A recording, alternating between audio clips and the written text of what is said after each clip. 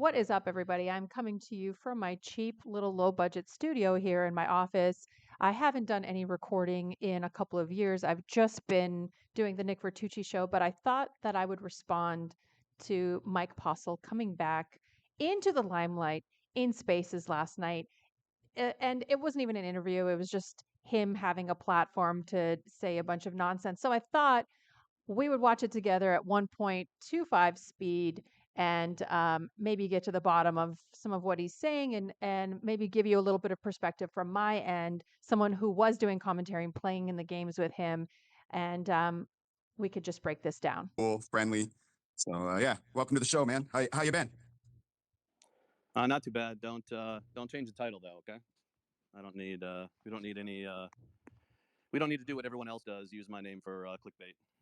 Yeah, we wouldn't want to use your name for clickbait, Postle, because we all know that you are never the one to have any sort of memes or make yourself look like some sort of poker god. So yeah, let's just let Mike keep talking. But since Sean is Yeah. here, I did want to chat with Sean for a bit. Why not, right? That's Sean McCormick. He is the head of poker operations, I believe, for MGM. And he also used to come down to Stones and play in the games, not just my Veronica and Friends games, but a bunch of the games. So, Yeah, the floor is yours, bro. Go ahead. Well, I came in and heard I already forgot his name, spitting the fake news facts. It's still painful to hear. It's still painful to see. I haven't been able to talk for a long time. I really shouldn't be. Really. again, like, why hasn't he been able to talk? If he has all this truth to tell us, where has it been? It's been 5 years. Just release everything, Mike. No one's stopping you. Shouldn't be saying anything right now, but sometimes I get a little fired up when, as anyone would, about hearing things that are so off base and. He's acting like this is a new thing that he's hearing. Like literally, we've all been talking about this for 5 years. I don't know. It's tough. But since Sean's here, and Sean wanted to speak on it, I kind of wanted to field some questions from Sean. Sean, go ahead, please. So he comes on the space to talk and profess his innocence, but he wants Sean to ask him questions. Like, what the fuck? Oh, gee, you put me on the stage here. I don't really have any questions for you, Mike. Well, I got a lot for you, but I figured I'd let you go first. This is you got a lot for me. Oh, what did I do? No, but this is your stage, man. They want to hear from you. They don't want to hear from me. I don't. Like I said, I don't have any questions for you. We played on the show. I've told people this many times. I played on the show probably 25 times, and you and I probably played together around 5 or 6 times. Mm-hmm. And I never saw any impropriety on the days that I played. That's exactly what I told in 2017. It's exactly what I said today. And I'll also go on record, if need be said, that Justin Caritis is one of the nicest people I've ever met in this industry. So to think that he would be involved in anything seems crazy to me. And that's where I left it. That's my opinion is my own. At that point, I don't have anything more to say to it. Back then I didn't get involved with anybody that reached out to me and said, hey, you want to join this, whether it was a lawsuit or this or that, or just get on a stage or anything. I was quiet. I never said anything. I never got involved. And I still don't get involved. There's no value to me as a person in the industry on my side of the table to give any opinions or anything. I don't have anything to give. So I guess my first question to you would be, like, what have you been doing? What have I been doing? Well, let's see. How long did it take for the industry collectively to convict me? Let's ask that. How long did it take? Do you remember? I don't remember. I don't know how long are you talking? Oh, let me answer for him. It took about a week or two of Joey Ingram deep diving for 8 hours a day or 12 hours a day into all of the hands. That's how long it took. About like the court stuff, or are you just talking about the court of public opinion? Yeah, the court of poker opinion. I'll give you a little recap. Veronica first opened her mouth September 28th of 2019. How long after that did it take for think the polls were 92 to 94% guilty. How long did it take for it to reach those numbers? I'm going to guess faster than the actual investigation. You're right. You're absolutely right. So what I've been doing to answer your question is to be able to go over every single thing, which going through almost 100 streams. Again, he's had 5 years. He's had 5 years. He could have done this in the first 2 months if he wasn't guilty. He could have started talking. He could have, if I was accused of something, I'd go on every podcast. I'd be like, let's go over the hands. He had 5 years. 5 years. At 4.5, 5 hours, whatever they are, and then going hand for hand, actually figuring out the true data. That takes a lot of time, as you can imagine. So what I'm curious about is why did so few question how this so-called data came out in a matter of days, actually less than days, day or two. No, it took a couple of weeks. We were all there. How did all of this, how do all this data come out so quickly when we're talking about over 400 hours of actually being able to compile it? Why? Well, forgive me. It's so funny that he's asking Sean McCormick like he's Joey Ingram or something. Forgive me because it's been a while, but I don't know the exact timelines of when everything came out. But I agree. I will give you this. I don't know if I say the word agree, but I'll give you this. When anything happens in our poker industry and it's like something that's, put in a bad light or something like that, has a negative tone, people are always going to gravitate to the worst part of the story first. And then it's crazy, but we have to prove ourselves innocent. That's not true. That's not true. Almost everybody DM'd me and told me that I was wrong and that the hands looked fine. And the hands that I posted on my on it's actually on my YouTube channel. You can go check it out. I posted like 5 hands, and a lot of people were like, it seems fine. It's not a big deal." And it wasn't until Joey started diving in for like 8 hours an episode, going through every single hand that Mike Postle was cheating in. It wasn't until that happened that people started changing their minds. But everybody, almost everybody, including Matt Berkey, who I spoke with after I posted, everybody thought that I was wrong and that Mike was innocent. So yeah, it probably happened. The pitchforks, I would assume, came out faster than the full investigation. That's not true. And he shouldn't even be asking Sean this anyway, because Sean, although he was in the game, he admittedly was not involved in the investigation. Yeah, I didn't hear some of that. My daughter was calling. So I missed the first half of that, but I'm gonna just guess at what you said. The whoever was talking prior to Sean coming up, they managed to repeat everything that everyone wanted to hear. And when I say that in that those who were involved were putting things together for months ahead of time. I have no idea what he's talking about. I I think he's a delusional at this point. Many of us were starting to think that Mike was cheating. If that's what he's alluding to, if like me going to Stone's management in March of 2019 to tell them that I thought he was cheating, if that's what he's alluding to, yeah. I thought he was cheating for months before I went public. Out of the thousands of detectives at home watching Joey Ingram entertain you, nobody actually did any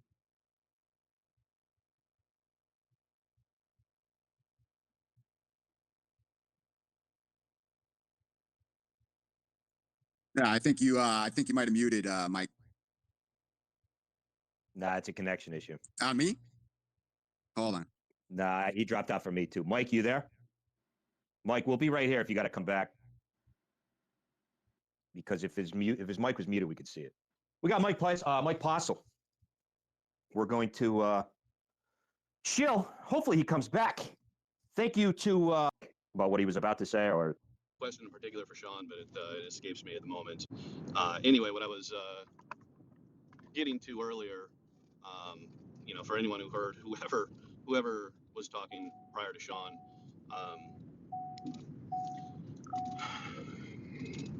it's just a I space don't he's want enjoyer. to, It's just a guy. yeah.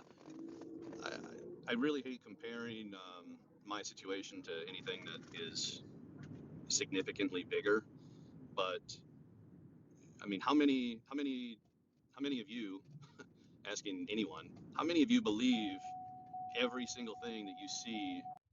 You guys realize that every single coherent, critical thinking, high achieving poker player thinks he cheated, right? Like the fact that he thinks that this is some big conspiracy where we've all been so swayed by lies is weird. Like maybe a few people would be for sure. But the majority of poker players who were looking at this and weighing in were competent poker players. We could see the hands play out. We could see him looking at his crotch. So he's just, I mean, this is just conspiracy theory bullshit that he's spewing. In mainstream media. I mean, how much how much of that is true? When someone or a group of people have almost a year head start to create and spin a narrative and come up with data that is so You mean the data that you were cheating? That data? Then we were all suspicious of you for 10 months before, but we didn't want to out you because we weren't 100% sure. Yeah. Yeah. far fetched, um, I I'm just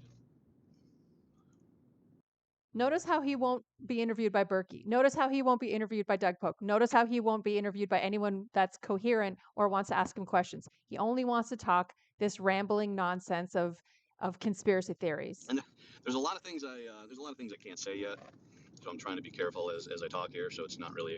I'm sorry for constantly interrupting, but this is legit like a problem for him. He says he can't talk, which is like such bullshit. He can talk. If he has nothing to hide, just talk. Just show us that you're a wizard. Go on another live stream, just show us how good you are. Go recreate this at a 5-10 game, 10-20 game somewhere in Vegas. Someone's going to let you in. You're not banned from everything. This is just such smoke and mirrors bullshit, psychopathic bullshit. A good idea for me to be really doing Yeah, this because I don't know what I say can. anything. There's a lot of things there's a lot of things I can't say yet He's such a clown. because it's being saved for later. But I'm wondering if maybe people can open their eyes to the fact that literally everything that was said, that was spun, that was created, that literally none of it is true. So we're all living in an imaginary world where nothing that Mike Postle did was true. Okay. So you're staring at your crotch and doing like the sickest shit that doesn't even happen in poker, and that's what we're supposed to believe. Okay. Recreate it then. Go on another live stream. What the fuck, dude? No one's stopping you. When I say that, I mean the exaggerating, the manipulation, the fabrication, and Give us details. Give us details exactly. I have no idea what you're fucking talking about. and I mean people hearing an influencer who's got a reputation in the industry scream into a microphone and then automatically believe it's factual. None of you guys are smart enough to believe anything or to figure anything out on your own. Whatever I say goes. I am the master of this universe. Thank you. I have so much power. Like, we need to do a better job, I think. None of you can critically think. Anything I say goes. I love having this much power. 1 second. Well, Mike, if there's one thing we do here often, it's we have some fun. We play some games. We do thought experiments. So, in my opinion, Clown experiments. That's what you do. and I'm just speaking for myself, and for my own following, I'm sure they would agree, which is not insubstantial. We can easily do things here. If you want to run some thought experiments, set up some parameters, and just be heard without being pressed, we'd be happy to accommodate that. I'm being serious. Yeah, For what that's worth, if you don't mind me saying so, Mr. Postle. I'm still working on how, I guess, the how of everything that has taken me years to We all would love to know the how. We all want to know how. I don't think there's one how. I think they sent you information on your phone and then you got it through your bone conducting headphones. I mean, there's lots of ways that this how happened and changed over time, but we would love to know the how, Mike. Just let us know. get the get the actual research done on. I mean, I was I was the one accused, and it's taken me, how long has it been to really put things together. Okay, well, it's been 5 years. You haven't put anything together. You're still rambling. Put it together. Give it to us. Now, granted, that goes beyond the actual the fake data out there, but I mean, if it's taken me this long to even say anything, how can anyone else just hear something after a few days and just, you know, it's This is absolute nonsense. Absolute nonsense. You could literally watch like 20 of his hands. You could watch an hour of a recap of his craziest hands and realize he was cheating. You don't need 5 years. We're not that dumb, Mike. the gospel. But it's I mean, that's how it is. There's no fun in this if I'm not guilty. So it's it's what people want to believe. And my question for Sean still escapes me, but um, I'll I don't know. Let's go with this. Since no one ever thought of this or considered this a possibility. What if everyone decides to look at this with an open mind from here on out? Oh my God, this entire time. This entire time we've been looking at this with a closed mind. We figured out the problem. Or when the time comes and realizes or knows that I knew about the accusations against me, the rumors, the the I guess inner talks amongst the handful of people who were first involved. You know, he's never said he didn't cheat because people who cheated, they'll skirt around actually saying it. But another thing is that he knew the accusations, and that's true. He did know the accusations because JFK was helping him. And every time we told JFK, he would tell Mike, and Mike would try to adjust. And I'll give you a backstory on this because Mike and JFK, I don't know who thought of this, thought that if there was only winning, that would show cheating. But if there was losing, that would indeed prove that there was no cheating. This is the oversimplified version in their brain of like what constitutes cheating and not cheating. And so JFK was very much fixated on like, oh, but he lost here. And I remember when I would go to JFK and I was like, hey, Mike had this like really weird play today and he won like an extraordinary amount of money. And he's just like, oh, yeah, but he lost like 2 nights ago at a different casino. And I'm like, well, how do you know? Like, how do you know that he lost? What does that have to do with tonight? And he's like, well, if he was cheating, then he would only win. And I'm like, I don't think that's the case. So another commentator told Justin Caritis that like, hey, I think Mike's cheating and I don't know what to do about it. And he's like, oh no, he's not. And he gaslit this commentator just the same way he tried to gaslight me. And then the next time this commentator did commentary, Mike was chip dumping And this commentator was like, "What the fuck is going on? Like, why is he chip dumping?" And then he, after the show, gave this person a tip, and he's like, "Yeah, you do such a great job commentary." And it was just like, of course you knew, Mike. Justin was in on it and told you every time. What the fuck? You think we're dumb? This guy's a clown. I don't know. Would things change if people knew that I knew the entire time No, you guys just tried to pull the wool over our eyes because you guys are the worst cheaters in the world.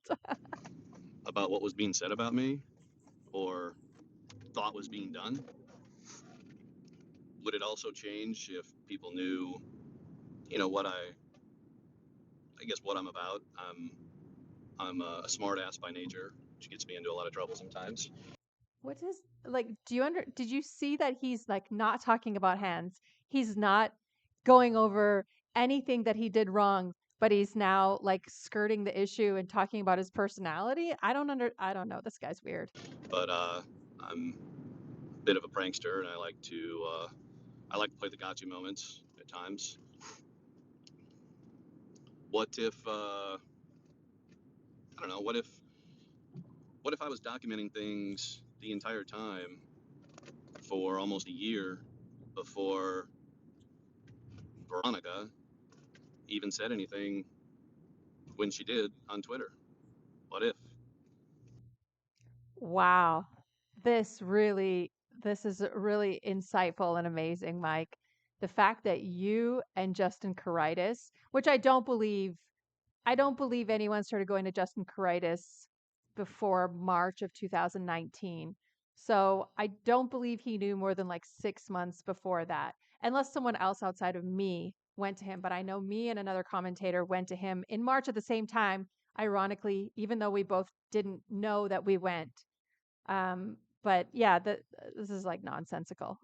What if there was a plan A that I knew about, but just wasn't privy yet to the plan B? What if this was an entirely premeditated conspiracy to I can't say that. Oh, Mike, we could all just get lost in your indoctrinated eyes forever. I'm going to conspiracy. Talk about the hands, Mike. Talk about the hands. Go through the hands with Matt Berkey. Go through the hands with Doug Polk. To do something very nefarious and illegal, way worse than anything I was accused of. Oh my God. We all thought he was cheating, and that's nefarious and illegal. And we were going to go to the public about it. Oh my God. Yeah, you got me, Mike. You got me. What if?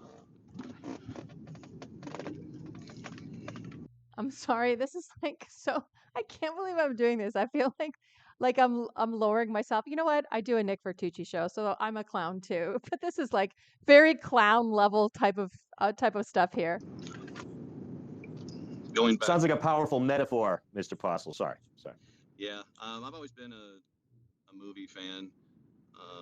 I alluded to this with some friends. If anyone has seen the movie, has anyone seen the movie Now You See Me? About the magicians, the Four Horsemen. Have you seen that Yes. movie? Eden Omar. Yes. Mike. Oh God, I hope you get some help. Yeah, I haven't seen it. Eden, you see it? Yeah, I saw it, Mike. Okay, well at least you'll get it. You'll get it. God, I love this Twitter space of like middle-aged men pandering to like the biggest dope in poker. I would. Oh, I get it, Mike. We're here to. The people I would- want to know the truth, right? So. Yeah. Okay. Well, what I would the best way to put it would be that it's very comparable to my situation when it comes to the deception, the trickery. There might even be a quote. I don't know if it's from that movie or another, but the it's not the magician who tricks you. It's the magician tricks you to or convinces you to trick yourself.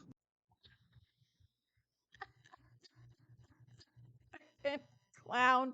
What do you want me to say to this?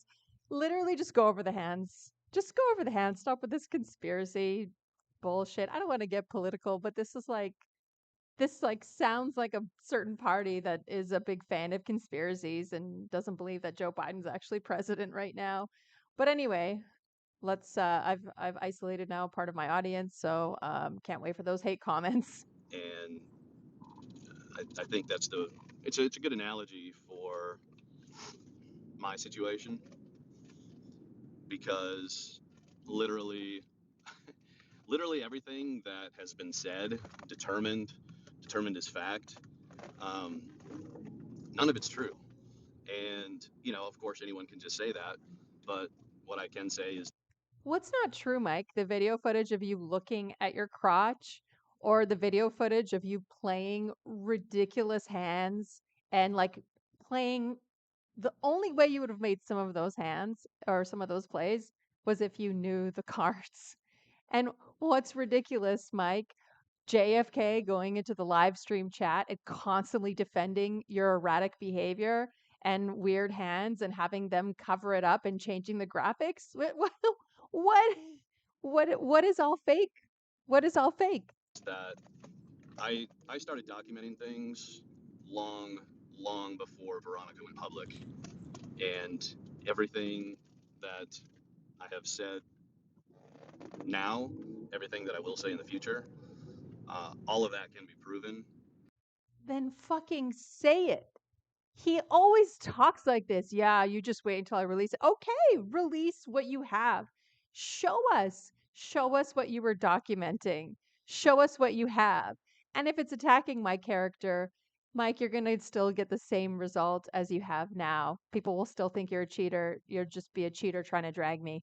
And you wouldn't be the first person trying to drag me online. So welcome to the club. Get in line. Because I did document it.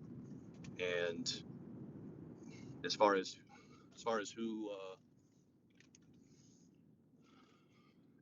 who will be lumped into that is still being determined. It's not a secret that I reached out to Matt Berkey. I told him that I'd be interested in having a conversation with him, but first I wanted to talk, just him and I, and just have a few questions answered. That's it. And he's been unwilling to answer one question that I've had for him. Well, maybe it's because you're fucking full of shit and Matt Berkey knows it, and Matt Berkey doesn't need to hear your bullshit because he's seen the hands. Literally, we don't even need anything else. We don't need your rhetoric. We don't need any input from me. We can just look at the hands. I know everyone's annoyed by my voice by now. And it's confusing. Why were none of the most vocal people against me? Why can't they have a conversation with me? Because you're full of shit and nothing's changed and you don't have anything. Like, because you won't talk to anyone, because you'll only do soft interviews, because you'll never talk to anyone about the hands. What the fuck are you talking about? Is kind of what I'm curious about. I also reached out to Nick Bertucci. That is true, and I told him that I wanted to have a one-on-one with Veronica, and by that I mean a one-on-one, question for question discussion where she can ask me anything, I can ask her anything. No. You're not coming on my show and interviewing me. You're the person being interviewed. This is not how it works.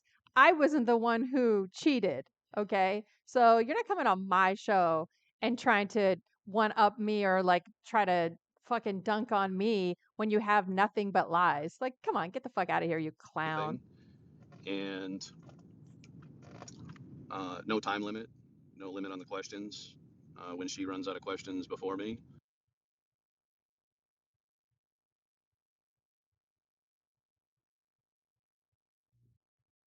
Thank you for joining us on the Omar Show. Mike's here with us. Mike, you back? Yeah, I'm back. I'm sorry. I'm picking up. No, you're good. It's just the spaces. Sorry about that. 1 second. Hey, sweetie. Let her know I want to have a fair, simple discussion with Veronica on her and Nick's show. This is the thing that I tweeted about, and I'll add this. Hopefully, I can edit it to have this on there. But basically, I don't owe Mike anything. I was the whistleblower. I am not.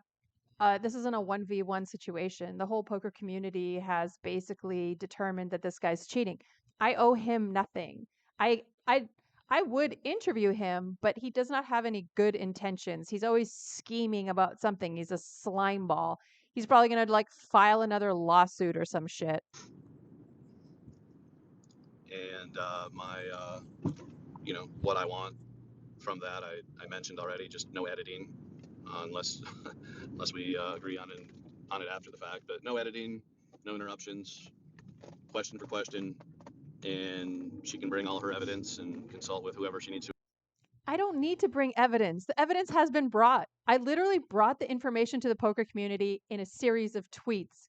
Joey Ingram compiled all of the evidence. Matt Berkey compiled all of the evidence. Uh, I Phil Galfon compiled some of his own evidence. All of those people weighed in to create, and 2+2 analytics team compiled all the evidence, and everybody weighed in. 95+% of the poker community believes that you were cheating, Mike. So there's nothing for me to bring. I don't need to do anything. I was the whistleblower and brought it to the public. They took it from there. Ahead of time, and I'll bring some of what I got, and we'll actually have we'll have more of a fair talk, since everything's been so one-sided. You know what's funny is he thinks that if he attacks my character and shows character flaws, that the whole poker community will switch, and like he's trying to come up with some conspiracy theory. But like literally just like look at the hands, Mike. Has nothing to do with me. Anyone else would have brought it to the public. It didn't have to be me. It could have been Mike Holtzclaw. It could have been Jake Rosensteel, the other people at Stones. It could have been Bart Hansen. People in LA were already talking about you being a cheater. Bart Hansen already knew you were cheating before I went public. It wasn't me. I have no fucking power to convince people like this. Like, this is like someone's losing their marbles here. And I know it's easy, when someone's silent for a long time, it's real easy to fall back into that narrative of, oh, he's 100% guilty. There's just no way around it. Well, That's exactly why you were silent, Mike, because you had to try to figure out how you could get back to this community because you know you couldn't talk hands with anybody. people have been conditioned. He's insulting all of your intelligence. I just want to let you know. All of you are not smart enough to think for yourselves. All of you are so swayed by me. I want to be clear with all of you. Your intelligence is deeply insulted and very low by Mike's standards. Conditioned with quite a bit of confirmation bias to make that a fact. I guess we go a little bit further with it, and remembering some of what whoever that guy was, bless his heart, repeating some of the things that have been said. I never lost any big hands, never lost any hands. There was hundreds of hands that, prove that something happened. No, that's not anywhere near true.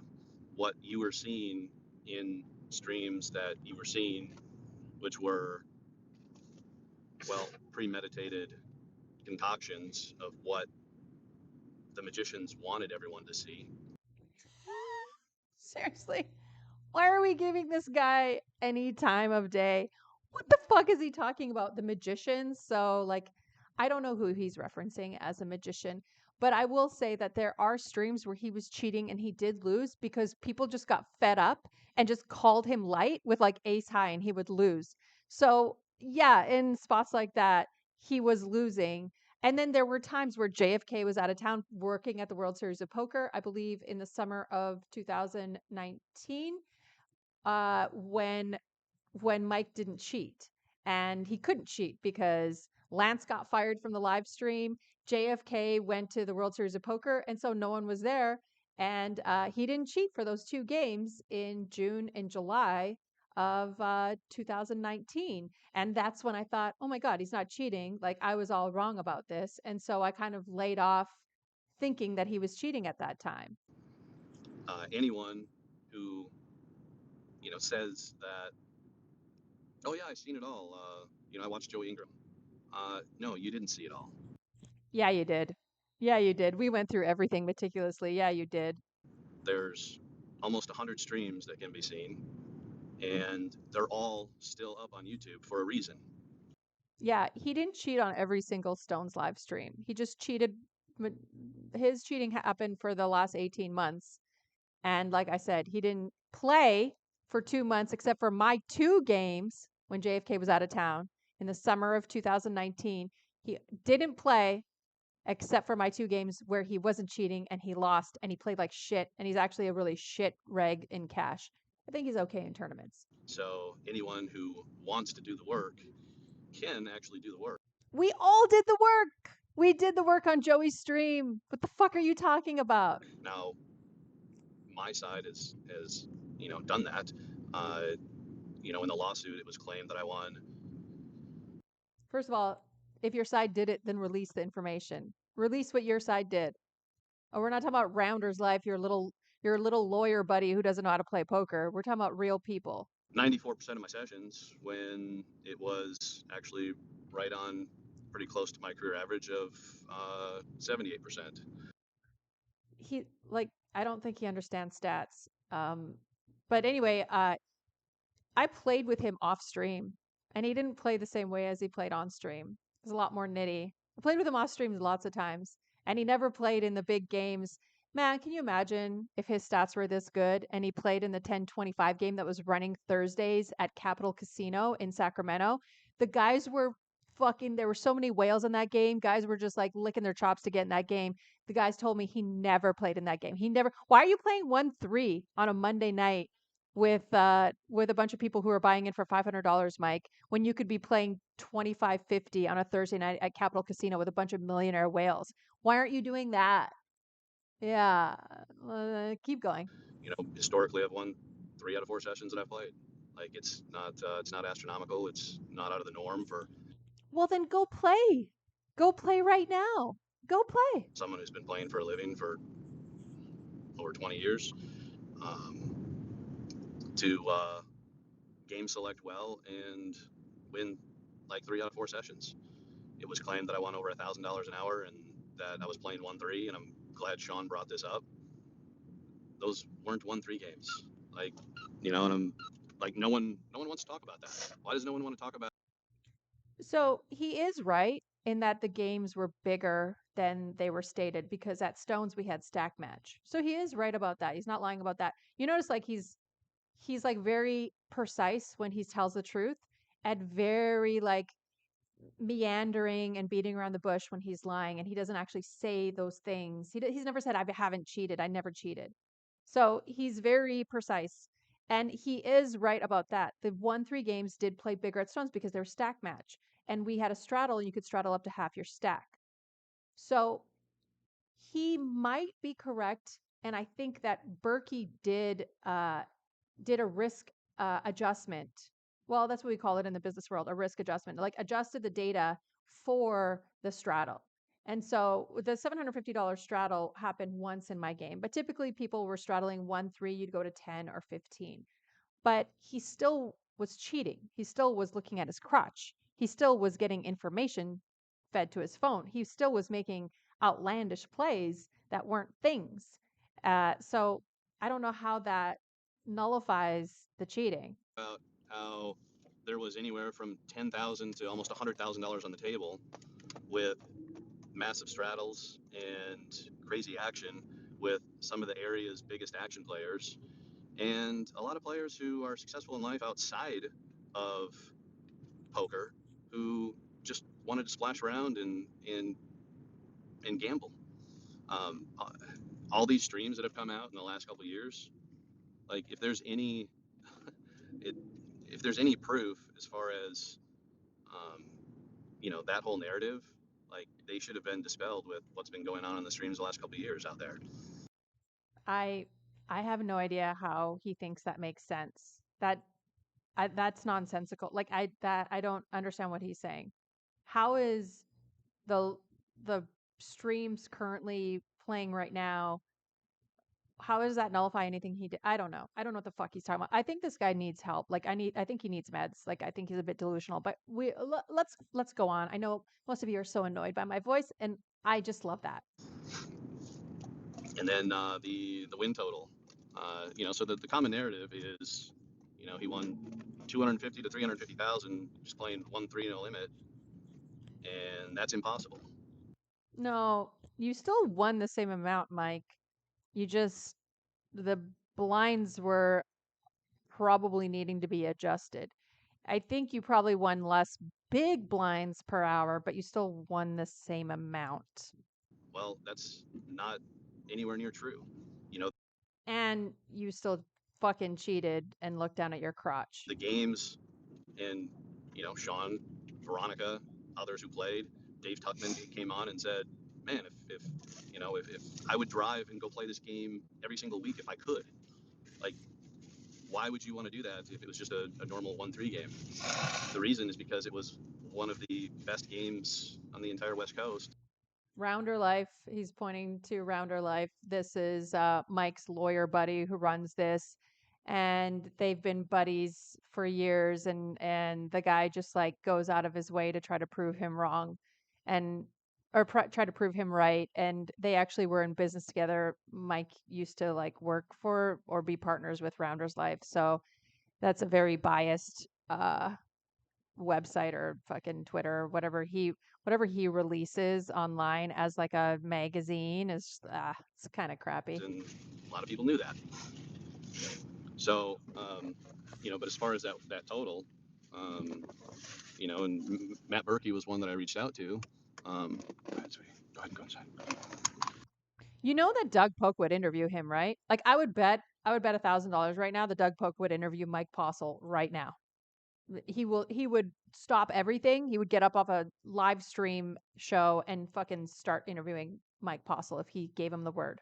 One of the reasons I reached out to him is because he's been the only one in the last, few years who did the work to find out how much I really won, and Yeah, and he thinks you cheated. getting the actual correct date out there. He's the only one who's come out and said, yeah, he won 150,000. It whatever total he got to, fine. We could give you that even though I don't agree with that total. He still thinks you cheated, Mike. He still thinks you cheated. He doesn't think the grand total is what matters. He still thinks you cheated. Matt Berkey, said that, whether that slipped out or he didn't mean to say it. He said it, and no one thought twice about even mentioning it. Matt Berkey and Phil Galfond were, Phil especially, were going to, come up with their findings. They did do all the work. It was crowdsourced and put together, and I know what the findings are because I've done that as well. No, you don't. So why is that not being talked about? Mike, would you want to field any questions now or no? No, Oh, Mike, why not? Why won't you take any questions? Is it because you're a fucking cheating liar? I don't know. Okay, I just got no all problem. fired up earlier. Yeah, no listening questions. to listening to listening to someone spew about, I guess I equate it to someone having, I guess you name your 3-letter news source that you might listen to, and just having that repeat while you sleep, and then waking up and quoting it as if it's that's true because I heard it. Like, I guess He's like rambling. He's not saying. I hope we can get through this whole video because he's not saying anything. I want to challenge some people to do some critical thinking. We did. They all did. The poker community is not as dumb as you're portraying them to be. Everyone's done critical thinking, Mike. And revisit some things, and and then I'd like them to reach out and have a talk with me. Joey, please do not. Joey Ingram, I beg you, do not jump off of a bridge right now. I know you can't handle any more of this shit. Berkey, you're one of them. I asked you. I said, hey, let's just have a simple conversation, just you and I. No cameras, no microphones, no attention, no clicks. Let's just have a little chat, and we'll go from there. And no response. I really think Berkey should bring him to like a high roller game at Bellagio or something. Berkey, I know that you don't like me right now because this whole Nick Vertucci thing, but you know what? Let's be friends still. How about we get our boy Mike Postle into one of your high roller games and just let him recreate the magic? Let's see, like, he's so good. Why would we want to stop him from revealing his true identity to the world and just be this, like, god of poker? Thank you, Matt Berkey. Please listen to me. You would think that anyone, especially someone who, well, fabricated or manipulated or straight up lied about things, Yeah. Yeah. I fabricated him looking at his crotch for 18 months. My bad. That was just an illusion. or my name in their mouth over and over would welcome the chance to have a man-to-man discussion, uh, however you wanted to have it. And I love how every single time it's a man, Matt Berkey, it's like, yeah, let's just have a man-to-man discussion. Yeah, Joey Ingram's just an entertainer. Veronica, she's a massive bitch that controls the entire poker community with her thirst traps. and try and find some common ground or compromise on the truth of some things. Give us the fucking truth, Mike. So, like, what are we doing here? Joey Ingram, he knows. Yeah, Joey knows you're a cheater. Like, put on some clown makeup, bro, and finish this fucking interview. I've had a few conversations with Joey. Yeah, I know. And guess what? Joey told me about them. And he doesn't think that you're not a cheater. He would admit that he got a little excited and went overboard a little bit, but that's okay because I love he's like went overboard a little bit. Like, okay. You mean he found you to be guilty of cheating, but you're just putting all of this blame on me, that I convinced him to do that or something? I don't know. I don't really hold anything against Joey because he's an entertainer. That's Yeah, he's an entertainer, and I am here to sway all of you. what he does, and people like to be entertained, and they like wild stories, and they like cheating scandals, as everyone in the industry knows. They're obsessed with it. So, when when it comes time to actually do the work and find out whether someone did something or not, it's no fun when the evidence points the other way. What evidence is pointing the other way? The fuck is he talking about? But Sean,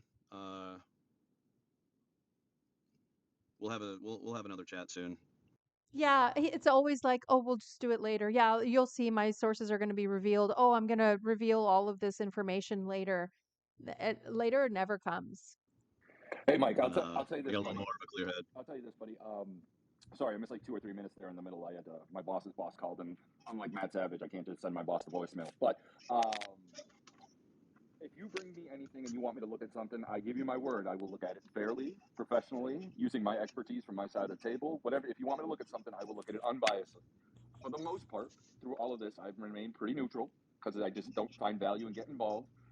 Am I perfect? No, of course not. Of course not. The pitchforks have been there, buddy. So if I even myself am not perfect. I might have thrown one myself, just frustratingly. But I will say it in front of everybody here. When we played together, we were friends, and I still have no opinion on the big subject that matter. I know you to be a good dude, and like I said, I'll give you a fair shake if you bring anything to me. I think your story should be told. Whatever way you want to tell it, you should get your voice out there. But yeah, if you want to hit me in the back channels, I know you've hit me up before and we've talked. I'm not going to throw any pitchforks at you or anything like that. And if you, like I said, if you want me to look over anything, I will. And full disclosure, I'm friends with everybody on the other side. You know what I mean? So it's not like, but I will look at whatever you want to bring me unbiasedly. Well, I definitely appreciate that. I mean, as you know, I've been trying to do that for a while, especially since I played my first tournament in almost 4 years. Yeah, he played his first tournament in almost 4 years in Alabama, where I'm pretty sure his buddy that worked there changed his name and posted a different name, and then we all figured it out because someone spotted him and sent me pictures of it. And then I put a lien on his winnings in Alabama, which I have a lien on his winnings in 3 states because he owes me money. He owes me over $30,000. And then they ended up paying him out because we can enforce the lien in time. We literally, it was a long weekend. It was the worst. We put the lien out on like a Sunday, and then we realized Monday was a long weekend, and they gave him his money like I think Monday night or Tuesday morning, and we couldn't get it through. But yeah, Mike, I have a lien on your winnings. I say if you want to do a 1v1, bring me my money, bitch. I guess it was about a year ago now.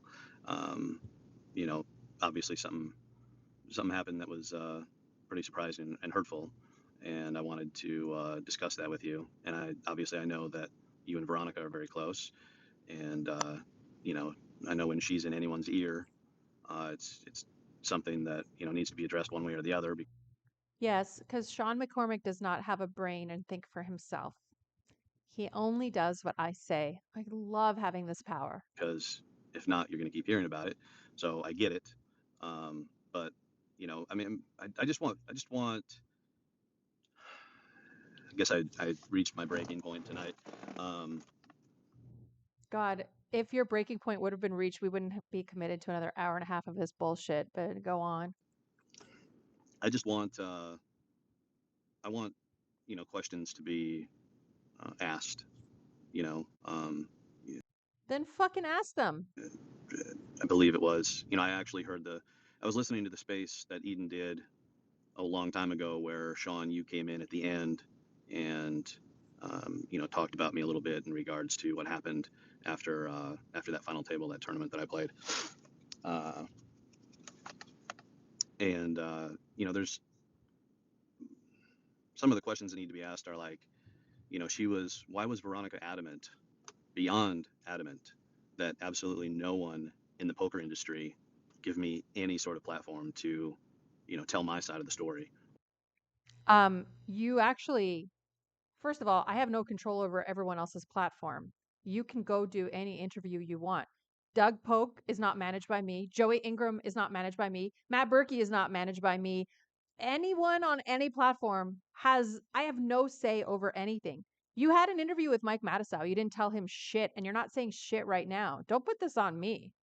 Or provide evidence of documentation of what I have. Why is that? Put the evidence out. Put the evidence out. No, I don't have a lock on your computer where you can't release the data or the information or whatever the fuck you say you have. Release it.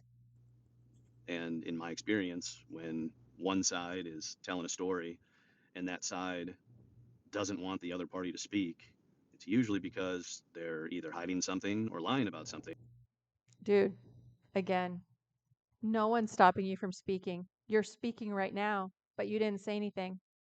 or both. Of course, in this case, it's both. But it's like, why is that? And I mean, there's, I mean, I could wrap. Yeah, let me ask you, why aren't you saying anything? Why aren't you speaking? Why aren't you going on Doug Polk's podcast? Why didn't you go on anybody's podcast when this first happened? Why? Why didn't you? Everybody would have had you. Why didn't you? Rattle off. If I had everything in front of me, I could rattle off about 50 different questions that could Yeah, you never have anything in front of you. You never have anything. be asked. Where anyone with any desire or partial intelligence, should be able to see it and say, "Wow, yeah, like maybe that is something we need to look at." Yeah, and we did that. Everyone with partial intelligence looked at the hands that you played and said, "Wow, something's going on here. Maybe we should look into that." And we did that. Um, I wasn't planning on, was not planning on saying anything. I've actually been told still not to say anything. Um, I've uh, I've been close to my breaking point multiple times. Um, you know, I a lot of it is, I have people on, who've done a lot of work for me or helping me quite a bit, and I respect their opinion and what they want me to do, which of course is to not say anything until the time is right. But Oh God, I'm gonna be like 90 years old and he's gonna be like, Veronica Brill, I've compiled a video of all your lies. And I'll be like, okay, what lies? at the same time, I really wish that people who know me, people who played with me on the stream, uh, like you, That's me. I know him and I played with him on stream. Yes, that's Sean. me. I really wish people would reach out to me and ask me some questions. I did. I actually reached out to you after I posted and you said that you needed to get a lawyer and you didn't want to talk to me. Who does that? If someone accused me of lying and they wanted to talk to me, I'd be like, why did you just do that? Why'd you tweet that? Well, like, let's talk about this. I wouldn't like lawyer up and be like, no, I can't talk. I'm getting a lawyer. Like, what the fuck's wrong with you? Like one thing that's baffled me for the last 4.5 years, since all of this happened, I've been surprised that a lot of friends, close friends, and people I played with never even thought to reach out to me. Because they think you're cheating, Mike. Because you cheated your friends out of money and a guy dying of cancer, Mike. You were cheating in a game with a guy who was dying of cancer, Mike. The only people who still stick by your side are probably just as scummy as you or are oblivious to poker and don't know anything about poker and just haven't looked into it. And that's okay too. You don't have to get involved in poker. I can't wait to have conversations with anyone anyone who wants to have one. Well, then reach out to those people. Reach out to them. Am I stopping you? No. That's tied in somehow. So I'm hoping we can make that happen at some point. Make it happen, bro. Good for you. Though I know some don't want to have that tough conversation with me, especially since everyone thought that I retreated to a basement somewhere and I've just been hiding out, You should have. That's what you should have been doing. when that's nowhere near the truth. It's takes a long time. I have a lot more respect for the legal system in a sense, because it does take a long time to put everything together from an investigative standpoint, especially when it's something as Why didn't you put it together when you sued ESPN and Joey and Doug? Why didn't you put that together? You didn't have anything when I filed the anti-slap. You had no evidence. Why didn't you put that together? large and broad that involves quite a bit, like my situation. Speaking to that, since it was talked about earlier, and I know you touched on it, Sean. This whole narrative that the DOJ and the California court system doesn't know anything about poker and laws need to be changed and whatnot. No, that's not necessarily the case. It is the case. Literally, there were two DOJ agents that came to my house, my last apartment. They came to my door, they sat in my dining room, and they said to me, hey, we don't know anything about poker. We do think this guy's cheating, but we want to get the story from you. And then they asked me if there was signaling or anything else. We talked about the whole thing. I explained everything to them, but they admitted to me that they didn't know anything about poker. The case against me was brought in front of a judge who took the time to hear it, and he The judge threw it out because there's an old California law that states that you cannot bring gambling losses to a court. That's it. There was no other reason. This is that he did not win in court, just to let you guys know. It got thrown out because of this law. And my lawyer, I'm frustrated with my lawyer, Mac, who should have who should have known that, who should have looked into it. But he didn't think that we would go to court or anything. He thought that we would settle. I really think in hindsight, my lawyer was just looking for a huge settlement. I don't think he had any intention to like do anything about this case, which is very unfortunate in hindsight. asked for evidence to be provided for it to continue. And when that evidence was provided, it was basically nothing. And the judge laughed, asking, The judge didn't laugh. This wasn't he's just like fabricating this. Like he's he legit is a liar and it's like really painful how bad of a liar he is. This like the judge laughed and like the judge, there's no laugh. What are you fucking talking about? If there was anything else, because there was absolutely no evidence whatsoever. And the reason there was no evidence whatsoever is because everything that was in that court filing that was provided as proof against me, not a single word of it was true. That's not true at all. All of it was true. It's just there's a California law where you can't sue to get back gambling losses, and unfortunately, this fell under that law. Not a single fact, data point. Having Doug Polk quoted as saying that, winning 20, 30 big blinds is just absolutely extraordinary. That really didn't do anything, because even non-poker players know that, especially when you get streams nowadays, or even in our case, when we played on the stream, Sean, just because we're playing 1-3, the blinds don't matter.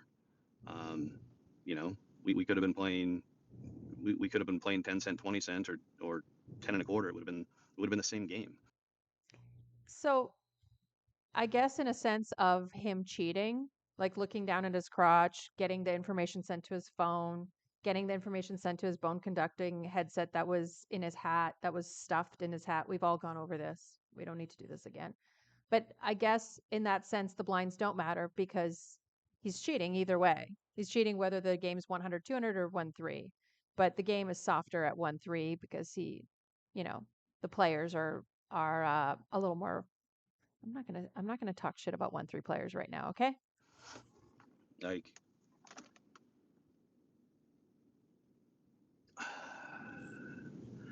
He's not saying anything. I just want to let you know. He's not saying anything. anyway, I wanted to say some things that I know I couldn't say, so I was trying to um, reword that. Uh, the the case against myself, and especially Justin and Stones, was thrown out because what little evidence they had was so far fabricated. That's just a blatant lie. It is not true. The evidence was not fabricated. We all, as a community, saw the evidence ourselves. We all know why it was thrown out. So easily proven that it was an absolute waste of time for it to continue. It's funny how he doesn't mention the fact that he lost an anti-slap to me when he filed a lawsuit against me, and I filed a anti-slap, and the judge ruled in my favor, and he basically lost to me, and he was ordered to pay my fees, which is like over $30,000 now because there's interest on it. He fails to mention that. I love that because for those of you who don't know, me and like 200 other people sued Stones, Justin Critus, and Mike. The case was thrown out. Then Mike proceeded to sue me and Joey Ingram, Doug Polk, ESPN, everybody. I filed an anti-slap, me and Todd Willis, and we won. The judge ruled in our favor. We won. And here we are today. He owes me money, Uh, which is why I have a lien on his winnings in 3 states. I represented myself, and I didn't care one way or the other God, you guys should watch the video of him representing himself. It's hilarious. if the case continued or not, because a big part of me wanted it to continue. Here's another question. In my defamation suit, I gave everyone, especially Veronica, the opportunity to go forth and go through discovery. People,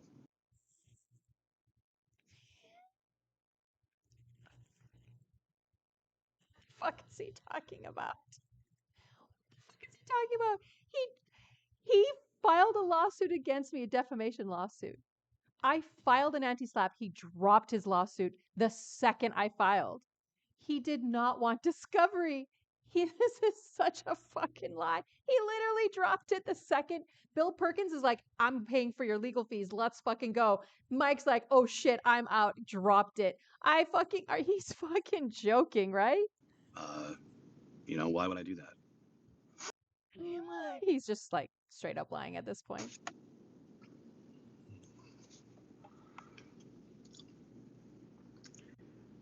Veronica and others said that,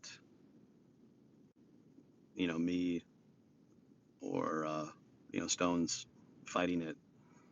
I should have gone through with it, just to be able to prove my side. Well, I gave her an opportunity to prove her side. I don't remember saying that, but I might have. And again, this is a blatant lie because he dropped the lawsuit the second I filed the anti-slap. And we could have filed a motion to discover or whatever the discovery is, and he fucking instantly dropped. And get whatever she wanted out of me in discovery. And instead of going down that path, the same path that I was ridiculed for not taking myself, when given that opportunity after, um, what happened? She went the route to squash it. Why? Because you dropped it, Mike. You dropped it. You instantly dropped it.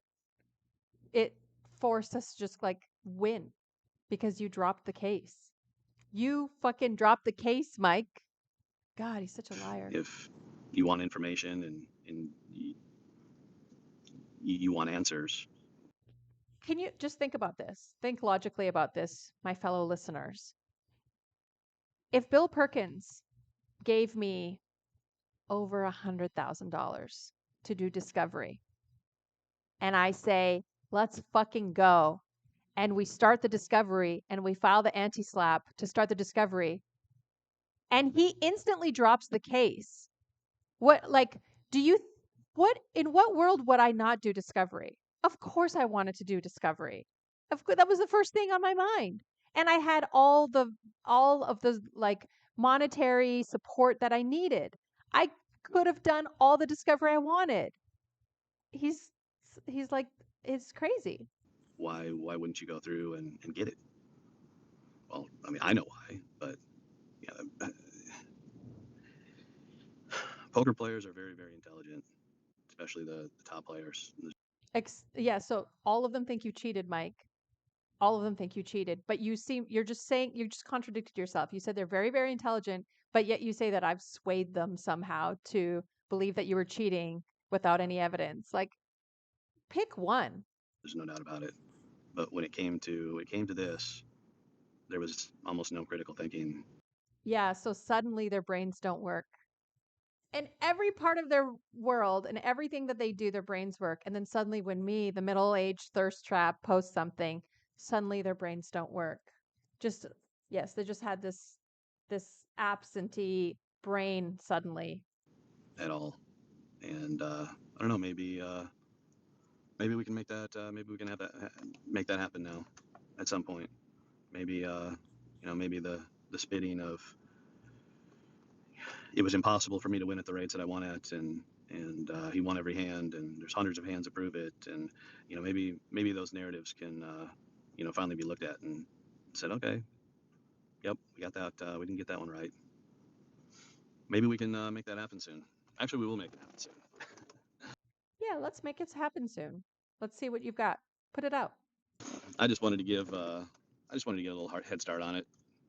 See, It's been 5 years. What the fuck are you talking about a head start? You're like lagging behind.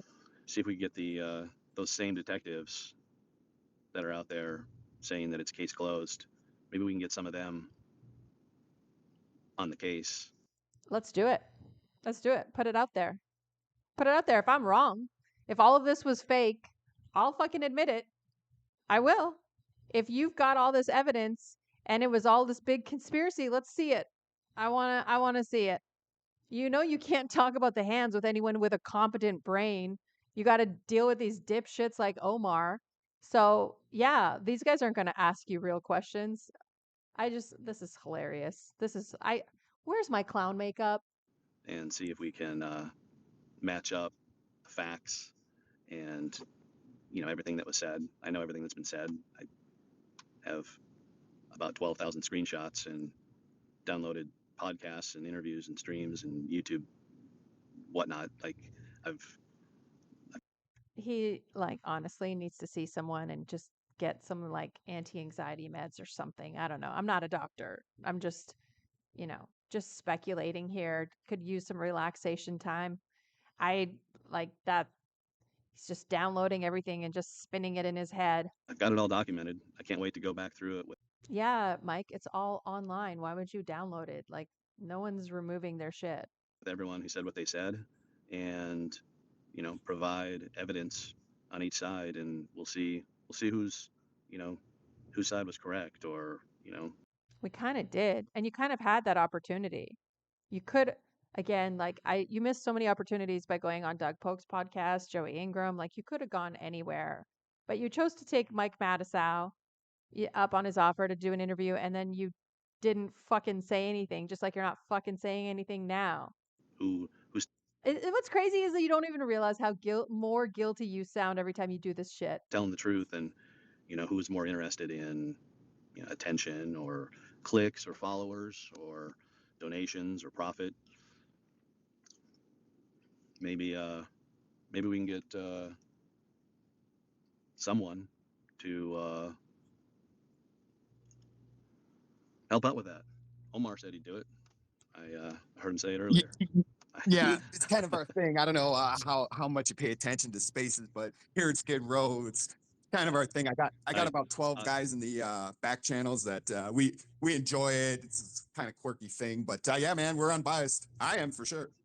You know what this is going to turn into? I don't know if you guys ever watched this flat Earth documentary on Netflix where the guys run this whole experiment just to just to solidify the fact that the Earth is flat, and then their experiment fails and it actually proves that the Earth is round, and then they're like, "Well, something's wrong with the experiment then, right?" I think I see the way these clicks roll. You know what I mean?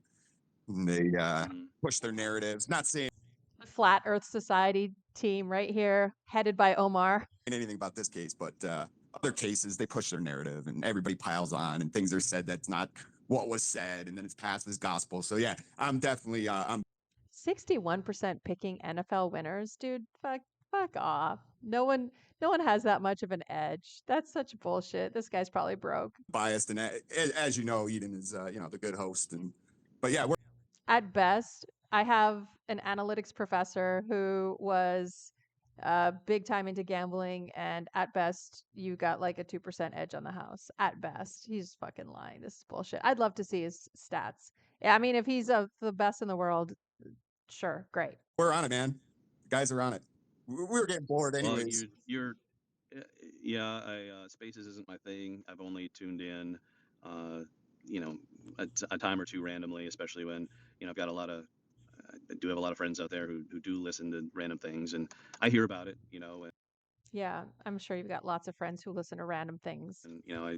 so and so is talking about you, or so and so is still spitting the same fake news garbage that that's out there, as if it's 100% Literally, no one's talking about you, Mike. You're the one who came back because you've become irrelevant. No one's talking about you anymore at all. true. And so I'll tune in, and that's kind of what happened tonight. I heard something was going on, and then I came in, and the first thing I hear is this guy talking about me winning like Pot River, and I'm just like, yeah, here we go. I mean, do you know that there's people who honestly truly believe that me winning around $150,000 over the course of a year and a half, playing a game that equates to anywhere from 1020 to 2550. There's people who still believe that me winning $150,000 over the course of a year and a half in those games, believe it's the same odds as winning the Powerball 11 times in a row. That was one of the early concoctions by the other side to create something that I had to learn quite a bit about, which is confirmation bias. And when you have the industry's finest all teaming up together to prove a narrative, whether it's true or not, it doesn't matter. You are guilty immediately, and without going too far into that, um, that's pretty much what happened. And everything that was spun early on, the narratives, we can talk. I'd gladly talk about any of the hands that I played that are in question. I'd be happy to. Oh shit. Well, let's go. Let's go. Let's get on Berkey's podcast then. Let's I'm gonna message Doug right now. You're ready for him. Talk about them, when the time is right, and I will. Um, Oh, oh, oh, when the time is right. It's been 5 years. Fucking guy. I guess I just wanted to. You caught me at the right time. I've had We've caught him at the right time, except for talking about anything. So just the right time for saying nothing. a severe lack of sleep. I haven't slept. I haven't slept in a couple days. He's always got an excuse. It's either the wine, the sleep, the something. Yeah, I'm not clear headed. For such a fucking wizard, the guy is always like lacking mentally coherentness. Is that a word? Coherentness? Yeah, he's just lacking in the brain. And I actually right now I'm pretty close to how I was from a delirious standpoint as I was when I talked to Mike Matisow. Yeah, this is the guy who's fucking in God mode. This is the guy who's like winning like 300 big blinds an hour, boys and girls. No, I don't think it was 300 big blinds an hour. You know what I mean. After Allegedly. after I'm sitting with family and ESPN is on, and then I see Scott Van Pelt. Oh my God, that was 5 years ago. You could have fucking probably gotten on ESPN and fucking talked about it, but you didn't want to talk to anyone. You have no one to blame but yourself. You're just a victim, aren't you? Somehow talking about myself, and I already hadn't slept in a long time. But anyway, I feel pretty much like that when I did the Matisow interview. I hadn't slept in over 50 hours. I couldn't tell right from left, and you know he called me and said, "Hey, let's just have a conversation." And I fought it for a while. I told him I'm just not in the right frame of mind. I can't do anything right now. I can't even think straight. But he convinced me that it would just be two poker players talking, That interview was just as bad as the one he did with Justin Caritis in the Stones Live booth. and we just let it let it roll however it rolled. No rehearsal, just spitting stuff out. Which is what happened. I didn't listen to that. I didn't listen to the Matisow conversation for about 2 years. It was about 2 years later when I finally listened to it because I was so deathly afraid to listen to it, knowing my, how I was in my frame of mind. But it wasn't quite as bad as I had thought it was in my head. But even though I wasn't in my right frame of mind, I sure Yeah, because you cheated and you didn't want to face it. as hell, wasn't lying or storytelling.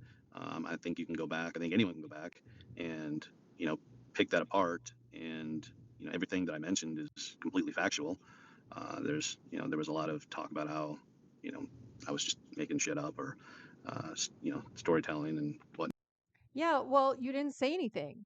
You didn't say anything just the same way you're not saying anything now. I can't fucking believe we have another fucking. Oh my God, we've got another hour of this. I'm so sorry. You guys just don't worry about this. This is so bad. Not, but no, definitely not. But yeah, I feel I'm very very delirious right now. I'm probably going to do the same thing I did then. I'm going to wake up on a He's always got an excuse. This poker god, the best win rate, better than Pot Ripper. He's always got an excuse. This guy is your god. This guy is supposed to be the best poker player out there. This guy's the biggest winner, and he's incoherent all the time. Come on, come on. We talking about practice? finally go to sleep and think that talking on here I was just a dream. I didn't actually do it because I'm going to get my side's not going to be going to be real happy I did Yeah, no one's gonna. I mean, I don't know if anyone's gonna be happy or not, but um, you just sound just as silly as you used to. this. But and that's why I mean I when I get going I want to say what I want to say. You you never say what you want to say. You never say anything. Well, it's good to But talk, man. You're not really saying anything. That's yeah, I'm actually just yeah, it's good. yeah, here on another planet. I don't I don't smoke weed or do any drugs or anything, but But you should try to do something that can like stabilize things. There's drugs out there that are very helpful in those areas. I would imagine that uh, I feel pretty close to what it would feel like if I was high or on shrooms or something. This guy's this guy, I feel like I'm just gonna say it. I have done a psychiatry rotation when I did my nursing undergrad, and like, man, it's just like it gives me similar vibes just hearing him talk. Like not in like true psychosis, but like there's something a little off, you know? Just something a little off. Kind of feeling like that right now. Mike, if you don't mind me jumping in here, it's a safe space for you. Eden Rocks here. As the No, nothing's showbiz, safe with me, Eden. There's absolutely nothing safe with me. That's for sure. I don't even like what the fuck is he talking about? All you want is safe spaces. You don't want anyone to ask you questions. You just said earlier you don't want anyone to ask you any questions. This is your safe space. we're here to accommodate people, anybody, and it's the truth. And if you want to speak in metaphors, we can prepare those. And I'm being dead serious, because you can say, you know, we can talk about the Magician movie, just how you want to say it, and the people are here to listen. And if you don't want to Yeah, talk, take questions. Well, Just I'll want say to try to this. make you comfortable, Mike. Don't feel bad. You know what I mean? We're just here to Well, listen. watch that movie. Now You See Me. There's a second one as well. And It's a good one. You ever see my you know profile what? picture? I got the ace of spades coming out of my sleeve. But anyway, sorry. Back to you, buddy. Oh yeah, that's all right. Yeah, I mean, I'm no magician, but I did have some magician hopes to for something to come out of this prior.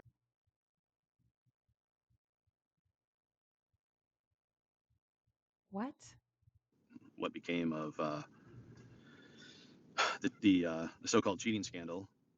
But yeah, I mean, that's because I can't say too much, and Oh, here we go again. Hey guys. Um I haven't been able to say much about the so-called cheating scandal. And the time will come when I say a lot. And I'm going to say a lot when I do say it, but I just haven't been able to say much. And I know that during the first 2 weeks, I could have gone on any podcast and said a lot and talked about the hands because they were pretty fresh in my mind at that point because I had just been doing it for 18 months, but I didn't want to because I couldn't say much. So, I can't say much right now, but I will be saying much when I do finally say much. But right now, I can't say much. like fighting internally over what I can say and what I can't say. I guess what I would suggest is to watch that movie, and Yeah, man, that movie was about me. And also God talks to me through the TV and tells me what to do. So I shouldn't have gone there. I'm sorry. just think of me as I don't know, one of the horsemen, I guess. Oh my God. No. No. No, he's not this fucking delusional, is he? He thinks he's one of the four horsemen? Oh my God. This guy is bonkers. I'm just going to say it. This is beyond lawsuits. This guy needs some stability. When it comes to what everyone thinks is 100% factual and there's absolutely no refuting it, um, you you were sold a lie, very much so, and Joey Ingram, you sold everyone a lie. Matt Berkey, you sold everyone a lie. Doug Polk, you sold everyone a lie. Man, I'm so sorry for you guys for falling for my facade. eventually, when the time is right, I'll It's been 5 years. The time is right. Please, please, just come out with it already. I'll be able to prove it. Well, we're here for you, Mike, if nobody else is. But Omar, wouldn't you say now that he's come here, Well, I wouldn't be you know shocked what? if the people that start getting back to you on those bigger platforms, Mike. But we're always here for you if something doesn't work out. Yeah, there's been multiple platforms that have offered me a good sum of money to come on and talk, and And you should take that money and you should do it. I think you should do it. Why aren't you doing it? I've turned them down. I actually had a lot of this stemmed from I had a guy that I know who came onto a Spaces yesterday and defended me and wanted to talk about me. I found out about that after the fact. What does that have to do with what you're saying? Do you notice he's like just spinning stuff? Like he's kind of not making sense.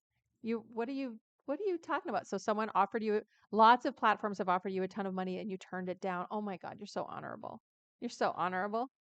But in some of the discussion and what was said during that process, I don't know. I got to thinking about it and stewing over it, which is why I haven't slept. Part of the reason why I haven't slept in a while. But then I heard about this space is going on, and then I hear Yes, the spaces where everybody will treat you like a little baby and not ask you any real questions and pander to you in your little safe space. the repeating of uh, the same. I don't know what else to call it other than fake news. I know that's the common term, but Is he, look, I don't want to make this political, but what are the odds that he's voting for Trump with this fake news stuff that he keeps talking about? What are the odds? Mm. no one can really put themselves in my shoes because We can't put ourselves in your shoes because we didn't cheat. no one has been no one has been lied about or accused of God multiple things, and and then the facts behind it. No one's been just put through the ringer nonstop, quite like I have. Um, Again, because we all found out that you were cheating. and so it's hard to it's really hard to explain. It is hard to explain how you cheated without sounding like you cheated. That's fucking got to be really hard. Uh, I guess how I feel and everything everything that I want to say, knowing I I have to wait on it. But Yeah, again, he's not saying anything. Okay, sorry, I'm just repeating myself at this point. I thought it'd be a good idea to talk with Sean since he was on, and get some people to maybe do some critical thinking for a change. And Again, all of you in the poker are not very smart. No one knows how to critically think. I have swayed you all with my sultry good looks. see, hey, what's true and what's not true. And look, going back to what I heard earlier, Joe Ingram went through every single hand, and there's hundreds of hands that prove that he did something. No, go back and I shouldn't say go back and watch Joe Ingram streams because that's not very educational. I need a water break. So bad. Okay, we're back. I didn't see if I was recording still. Okay. So Joey, don't watch Joey's streams. Well, you should watch Joey's streams, but don't watch them because they're not educational. They're just entertainment, as far as he said earlier. Okay, let's move on with this garbage. Let's just get this over with. Um, but how about tuning into any one of the streams that I was adamant that stayed up. Go back and actually think about things in a different light. Think about like one of the things that I hear quite a bit is, well, it's so obvious. He's making it so obvious that he's doing something. Yeah, that was kind of the point. That was What? there was a reason for that. There's a reason for everything. Every single thing that I did had a reason behind it. Okay, well then tell us. Tell us. Go talk to Doug. Go talk to Joey. Go talk to Berkey. Tell us what these reasons were, what you were doing, and don't try to sound crazy. When it came to playing as non GTO as possible, which I do anyway, so that's not hard. But it's like, why is he doing what he's doing? Why? Like, think about it. I'm not the smartest guy in the world. Oh, we can tell. And if you actually couldn't see the cards, everyone else's cards, your win rate would be exponentially lower. But I'm not an idiot either. Um, I mean, you touch on. I was the very first person to go to Ultimate Bet higher ups and tell them that something wasn't right and something was going on. Uh, So his buddy, fuck, I should have fucking looked this up. The guy who owned Ultimate Bet Poker, the guy who cheated and got caught cheating and was called out for it. That's Mike Postle's buddy. Mike Postle, that guy. Fuck, why does his name escape me? Let's just do this right now because we're just, we're here. Uh, Ultimate Bet Poker cheating. Uh, what was his name? This guy right here. Fuck. Why was am I missing? Did I not see his name? No. But anyway, the ultimate bet guys, he was friends with. It was his buddy. They used to golf together, and they got him on the um, what's it called? On the Ultimate Bet Blackjack Tour show. And yeah, they got Mike on there. Anyway, let's continue. So Mike was buddy buddies with the guy who was cheating on Ultimate Bet, or the guy whoever got caught playing with the cards like face up, showing all the cards got were shown to be face up, and it was like this big cheating scandal. That was Mike's buddy. You know, in the ultimate bet,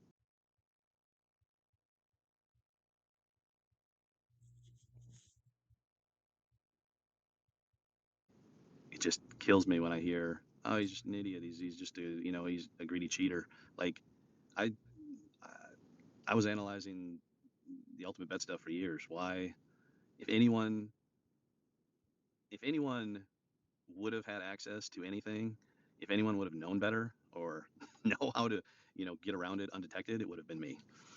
So I guess think about that one. Um, So did he just implicate himself in the cheating? Is that is that what I'm hearing? I'll have more on that later. But Oh, you can't. Oh, I'm sorry, you can't talk about this. Another thing you can't talk about, but there's stuff there. Okay. uh, I don't know. I guess I'm just in the perfect I don't think that's my side. I think that he's cutting out. state of mind to put some things out there to get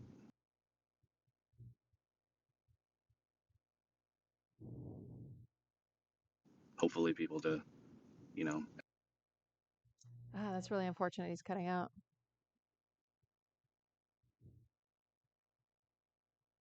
someone who was trying to cheat in I think it was a table game. You know, the casino wasn't acting on what they should have acted on to prevent this guy from playing or potentially cheating. And you know, Justin made his his whatever known that you know he didn't agree with that, and he left that job because of it. So, this is an interesting thing. I think I remember the story a bit different, where Justin Caritis uh, apparently said that someone was cheating in a tournament, and they told him, "Well, we're not getting rid of our player, so it's either him or you. So if you want to stay, this guy stays. Otherwise, you can leave." And Justin's like, "Oh, well, I will leave." And like I've never heard of a casino that would say, "Oh, someone's cheating." No, that's our customer. We will back them. We want cheaters to stay. You can leave, Mr. Person who's calling out a cheater. Like I just haven't heard of that. Like I would think that people would want to maintain the integrity of the game. And so like Justin coming across as this like Mr. Integrity after helping Mike cheat, and it's so funny that Mike and Justin are just like so in each other's court, just like helping each other out constantly. They're just on it. They're just team players together. It's just like great to me. It's great. Um, you know, like let's look at you know who's involved here and who's what they're about. You know, like it kills me that people actually throw his name out there, like, oh yeah, he was involved. He you know, Mike only won on the stream when you know he was there, and he didn't win when he was out of town. Like that was proven. That was proven a long time ago that there was absolutely there was no basis behind that. 100% true. 100% true. Mike, you didn't play when Justin went to go work at the World Series of Poker. You only played twice, and that was in my game. And both those times you didn't cheat and you played like dog shit and you lost. Go look at the footage, guys. I'm not fucking lying. 2019, June and July, Veronica and Friends games. That was a particular person and the couple that she's associated with, who put out lie after lie after lie after false narrative and more to get everyone to believe that something happened. And again, I really hate comparing this to what our news is today, but I don't. I think even the most diehard on a certain side can probably agree that our mainstream media is an absolute disaster right now. This is so funny. This is so funny how he's like he can't stay on topic. He can't actually talk about anything. He's just now we're going to the mainstream media. But like that has anything to do with this story. Because the mainstream media is a reflection or a microcosm of what's happening to him. Like, do you not, first of all, do you not know anything about journalism and its ethics? But anyway, let's carry on. And hating to compare it, but having to, there were people in poker media who took a page out of the mainstream media playbook to point to the narratives and twisted facts to really push home that, hey, this guy's 100% guilty. That's Yeah, but then just tell us. Then show us what you've got. What you're not telling us anything. let's wrap it up. Here it is. And it's like, I don't know. I can't wait to every single poker article that was written, every single writer, uh, the 10,000 plus screenshots I have of tweets. And It sounds fucking exhausting to be this mentally ill and this believing your own lie. I think at this point he believes his own lies. The Wired magazine journalist was like, I'm mentally exhausted from dealing with Mike Postle. Like the guy lied to me and told me he was in Florida just to skirt an interview and he was actually in SAC. Like this is the Mike just like puts people through hell. and all that. Like, I really hope everyone is Okay. I had to pause. My Uber Eats came through because this is going to take forever. Let's keep going. hope I hope everyone's prepared to answer a lot of questions that myself and those who've put thousands of hours into this I hope you're prepared to ask questions. Why don't you go? Why don't you go answer them in a real podcast and not this soft ass shit that you're getting here? This is so funny. thing have for them. Uh, tell you what, if I did what I was accused of, where I'd be right now? I would be on a private island, surrounded by, well, not this, and I'd be enjoying whatever ill-gotten gains everyone thought that I'd gotten. Because I did this, I'd like to ask those who are completely 100% on the other side, why did I stay in the same house, keep the same phone number?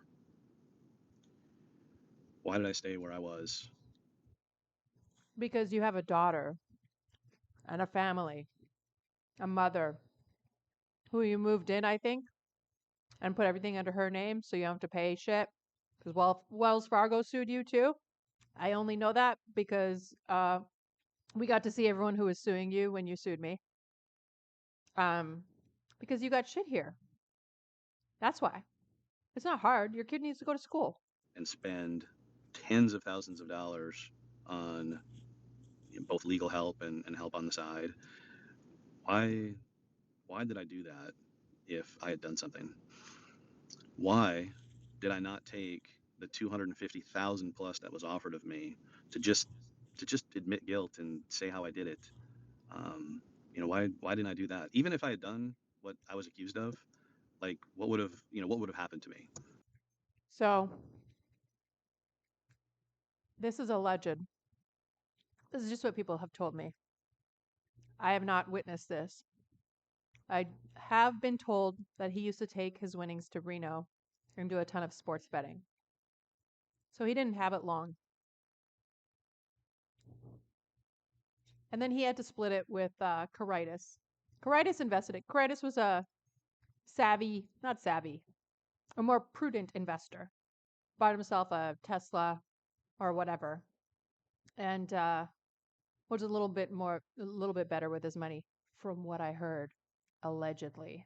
Like, what happens in that situation?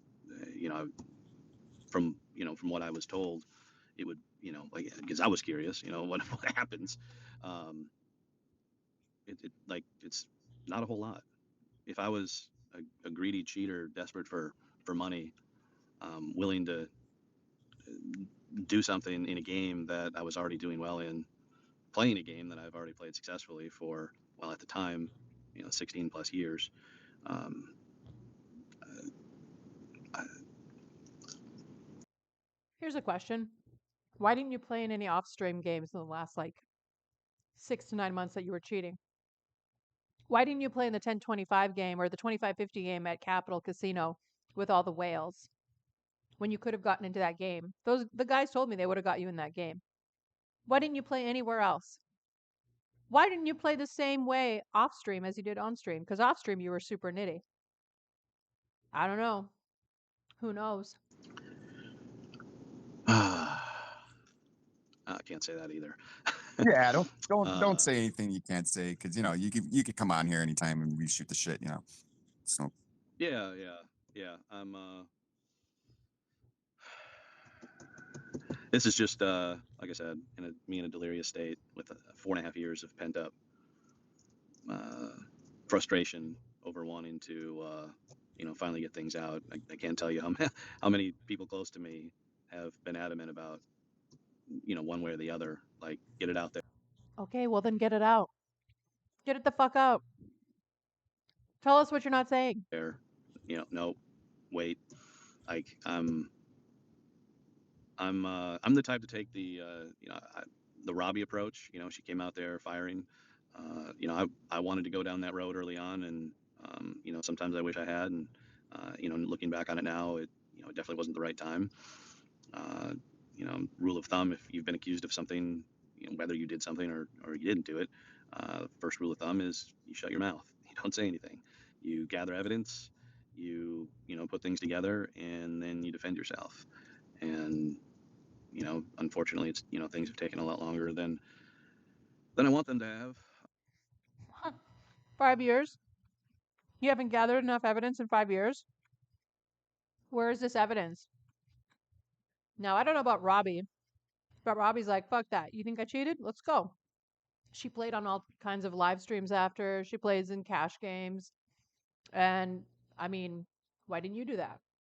She went on everyone's podcast. She talked to everybody. Why didn't you do that? That's for sure. But obviously, it's coming. Here I am talking about it instead of being on a private island enjoying supposed stolen funds. It's just I just thought it'd be time to let it be known that I've been working on things, and there's a story to tell, and it's pretty wild.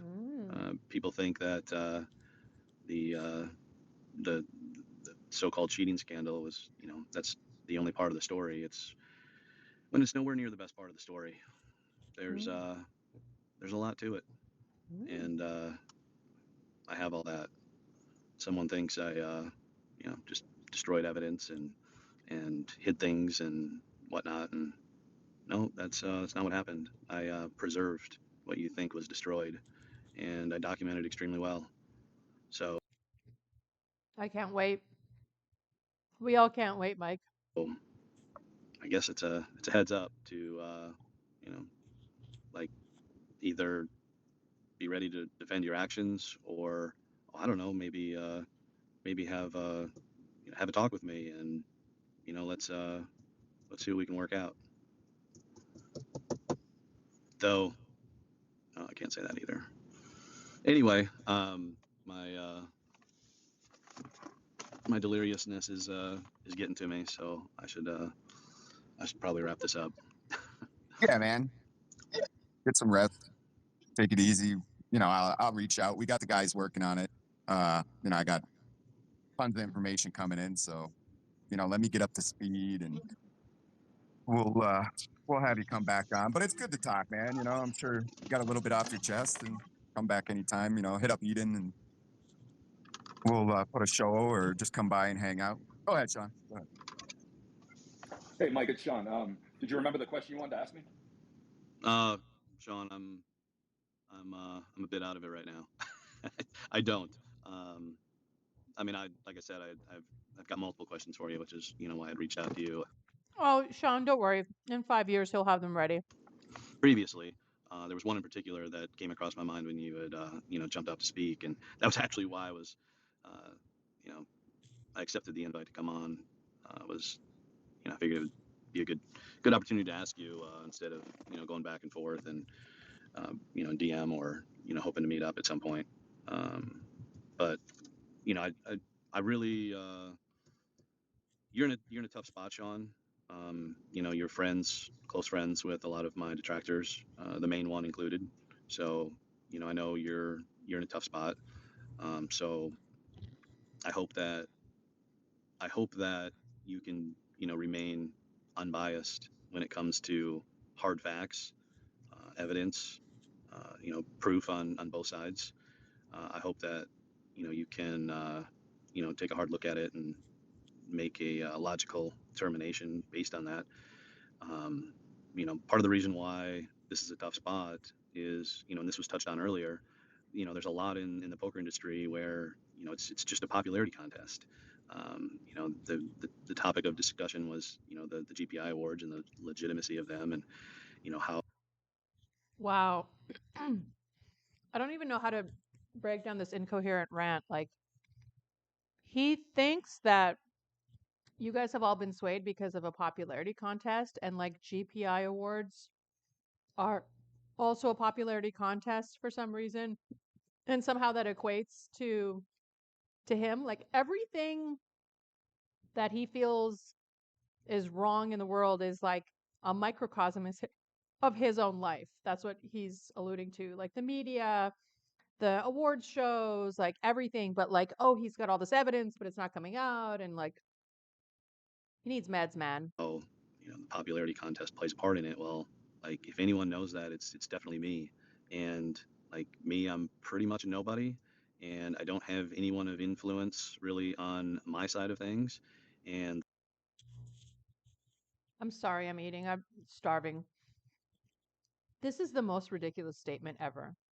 This guy was the most popular guy at Stones. They had memes created for him.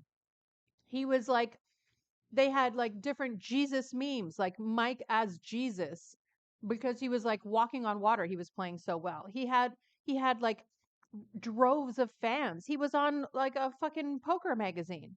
Like, this guy was very popular. If there was a popularity contest, he definitely would win it over me. And so the fact that he equates this to a popularity contest, like, he's not only insulting everyone's intelligence, but also like incoherent, and it doesn't make sense. the reason for that is because early on, there were a lot of powerful people in the poker industry who, let's just say, went all in on my guilt. And that led to, more and more of, well, if so and so says he's guilty, then he's guilty. It's a wrap. There's no need for me to look at anything because, so and so said he was, so he must be. And then, kind of what happens from there is, the telephone game happens, and facts become twisted and grown to a point where it's just anywhere near factual. And the problem here, Sean, is that you've got the nobody on one side, and then you've got some of the most popular people in the poker industry on the other side. Next, he's going to ask us to like do our own test to make sure the earth is round. So, when if anyone has the ability to put themselves into my shoes or imagine themselves being accused of something that they did not do, and you're fighting against an entire industry who played, judge, jury, and executioner in a matter of days, I hope that you can imagine, the kind of battle that is that I have faced, and for those who proclaim that I should have, you know, gone the Robbie route of proclaiming my innocence early on, there was absolutely nothing, especially based on what I knew at the time. There's absolutely nothing that I could have said early on that would have swayed any opinion whatsoever. Um, and I'm pretty sure everyone can agree on that one. When No, no. There's a lot you could have done. You could have gone on every podcast. You could have gone on different live streams. You could have gone on Live at the Bike. You can go on the Lodge. I really think Doug Polk would let you on the Lodge. The guy from Florida, he said he'll take you and you can go play on his live stream. Fuck, what's his name? He runs the live stream in Florida. There's lots of places that'll take you, Mike. You just can't reproduce these results. And so you're mad about it. And I'm the only thing you can blame because everything else is illogical in your head. But, God, how much more time? you've Oh, got, God. the so-called investigator of poker with Joey, and then Doug doing his clickbait videos, and Matt Berkey, who curiously came to play at Stones Live for a couple hours on a whim.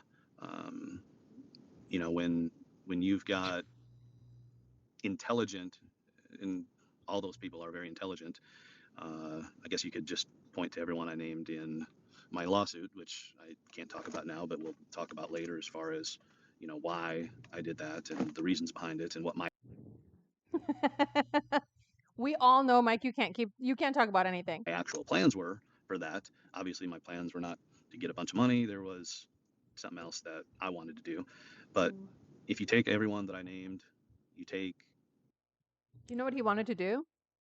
And this is what he does. Um, Someone told me, allegedly, that his mom worked at a law firm. And so when you file a lawsuit, it goes to the public.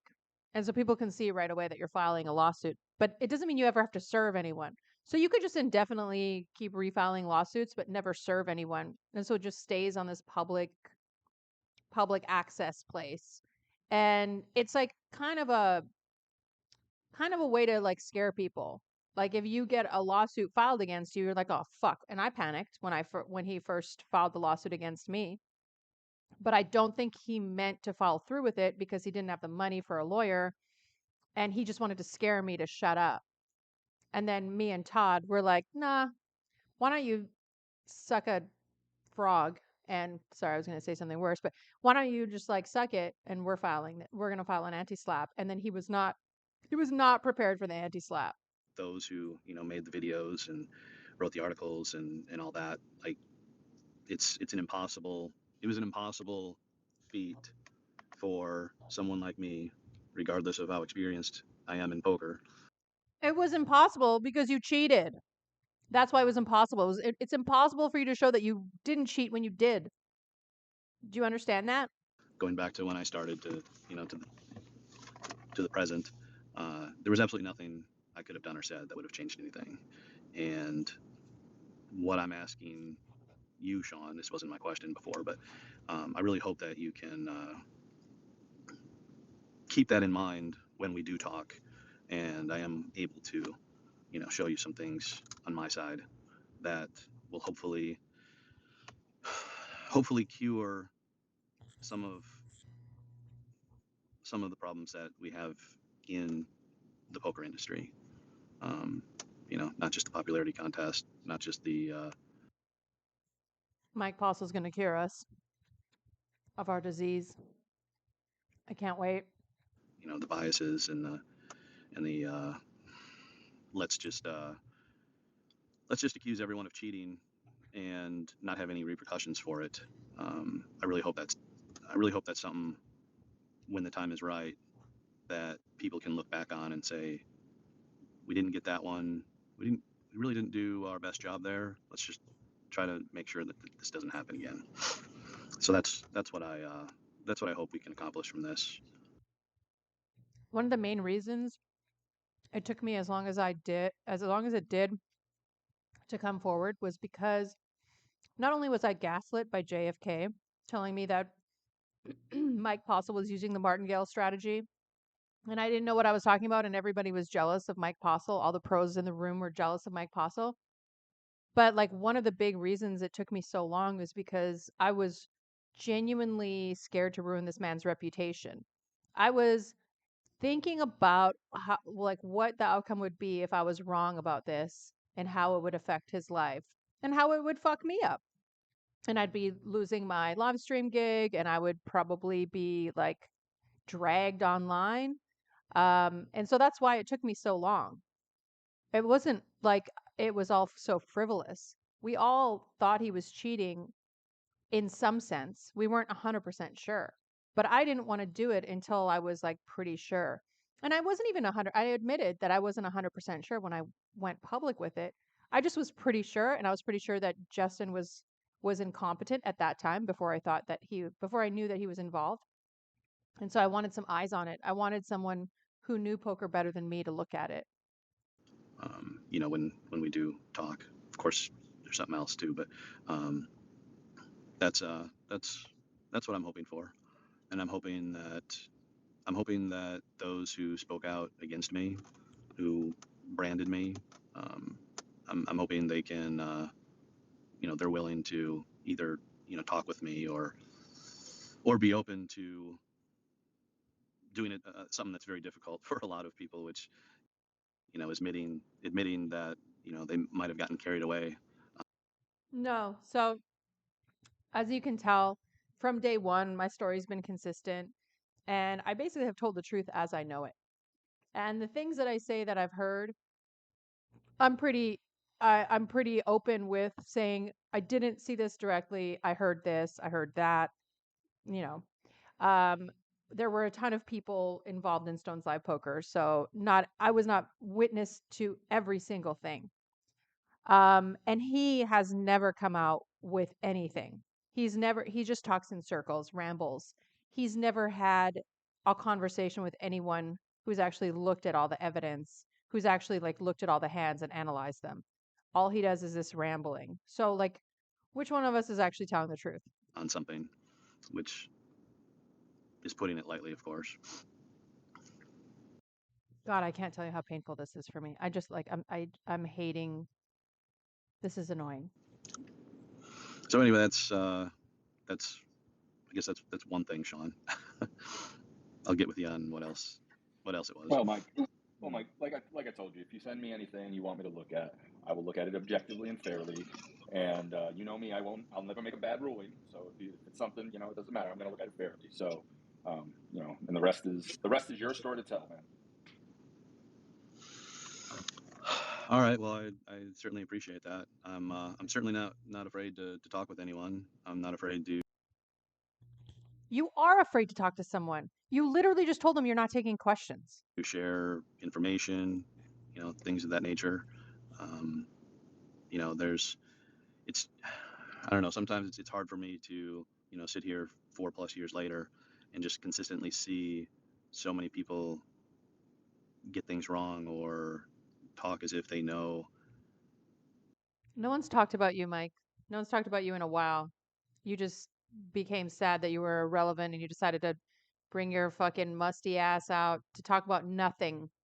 To talk about nothing again. In a room full of like weirdo guys in spaces who are going to attack me for saying this.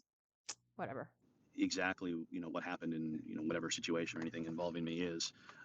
You know, it's really difficult to continually hearing that, over and over and over again. As good as I do sometimes Yeah, it's difficult hearing the truth of you being a cheater over and over again. I'm pretty sure that's rough. with distancing myself from that and, you know, staying off social media and not, you know, listening to anything.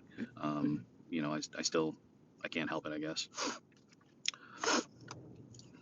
Uh, but yeah, I'd you know, so I guess I'll just reiterate to Matt Berkey, like, let's have a just have a well, I don't think Matt Berkey can do anything without the eyeballs and the clicks and the views. So it's probably I mean, look, if you if you have a conversation with Matt Berkey, that can lead to redemption on your part. Wouldn't you want the whole poker community to see that? Wouldn't you want all the eyeballs on it and be like, here's my moment of redemption. Here it is. Matt Berkey was wrong. Veronica was wrong. Doug Polk was wrong. Joey Ingram was wrong. Here's my moment of redemption. Why would you want to have it quietly behind closed doors where you don't have to be accountable to anything? Probably a waste of time, but maybe That's why he maybe wins the awards, award-winning show over there, for that very reason, right, Mike? yeah, I'm not into the awards and whatnot, so I can't speak on that. But maybe Well, you're definitely into God memes and pretending you're a god and having the biggest win rate in stones. maybe Nick can convince Veronica to have me in, and we can do something that Yeah, we can do something. I'll bring Matt Berkey. I'll bring Sean Deeb. Uh, Doug Polk's already said he doesn't want to do it because it's too much of a crowd, but I'll do it. But you need to be accountable to the hands, even though I don't really owe you anything. I was the whistleblower. Everyone else went through the evidence. I don't owe you anything. well I've been waiting for a long time, and I think everyone deserves to know things that they don't know. Oh, you deserve to know things you don't know because you don't know the things that you don't know. And I'd like to do it in front of Veronica with the things that I don't know. And you guys deserve to know the things that you don't know, but I'm not going to tell you with Matt Berkey there, and I'm not going to tell you right now, and I'm not going to tell you with a video. I'm just going to, I just need to do it a certain way, but I'm not going to answer any questions today. But you guys need to know the things that you don't know. And we'll see if this helps convince Veronica to do a one-on-one friendly question for question chat. And I don't think she'd do it anywhere else other than her home turf. So that's why I reached out to Nick. That's not true. I would do it anywhere else. I would go to Matt Berkey's studio. I don't know if he'd have me. I'm sure he would. I'm sure he'd open the doors for the two of us, and the three of us could have a conversation. I would go to Doug Polk's studio. I'd go to Joey Ingram's studio. I would do all that. It doesn't have to be with Nick Vertucci. Although Nick didn't do a deep dive into everything the way everyone else did, which is kind of why I think you want Nick to moderate and you don't want him involved and you just want to attack me somehow. Yeah, I don't know. To see if we could make that happen. He's let me know her thoughts on why she wouldn't want to do it. So I'm going to say publicly, Veronica, you don't have anything to worry about. Let's just gather what we have, and let's ask each other questions. You can ask me anything. Why did you stare at your crotch when you said you had a read on someone? Why do you stare at your crotch when you make the most ridiculous plays and have a 75% win rate, you said? I don't even think Phil Galfond has a 75% win rate. I just want to let you know. And I'll have some questions for you, and we'll do what the people want. I'm usually one to do things in private. I like to talk to people, um, privately and hash things out privately. But apparently, since I've tried to do that with multiple people within There's nothing to hash out. We're not friends. We're not going to be friends. I think you're a scumbag. I think you're a cheater. There's nothing to hash out. You just have to be accountable to for the hands that you played. And that's it. And you don't need to do that with me. You can do that with anybody. the industry who spoke out against me, and none of them want to talk to me. Wonder why? Since no one wants to do it privately, I guess we'll try doing it publicly. So make it happen.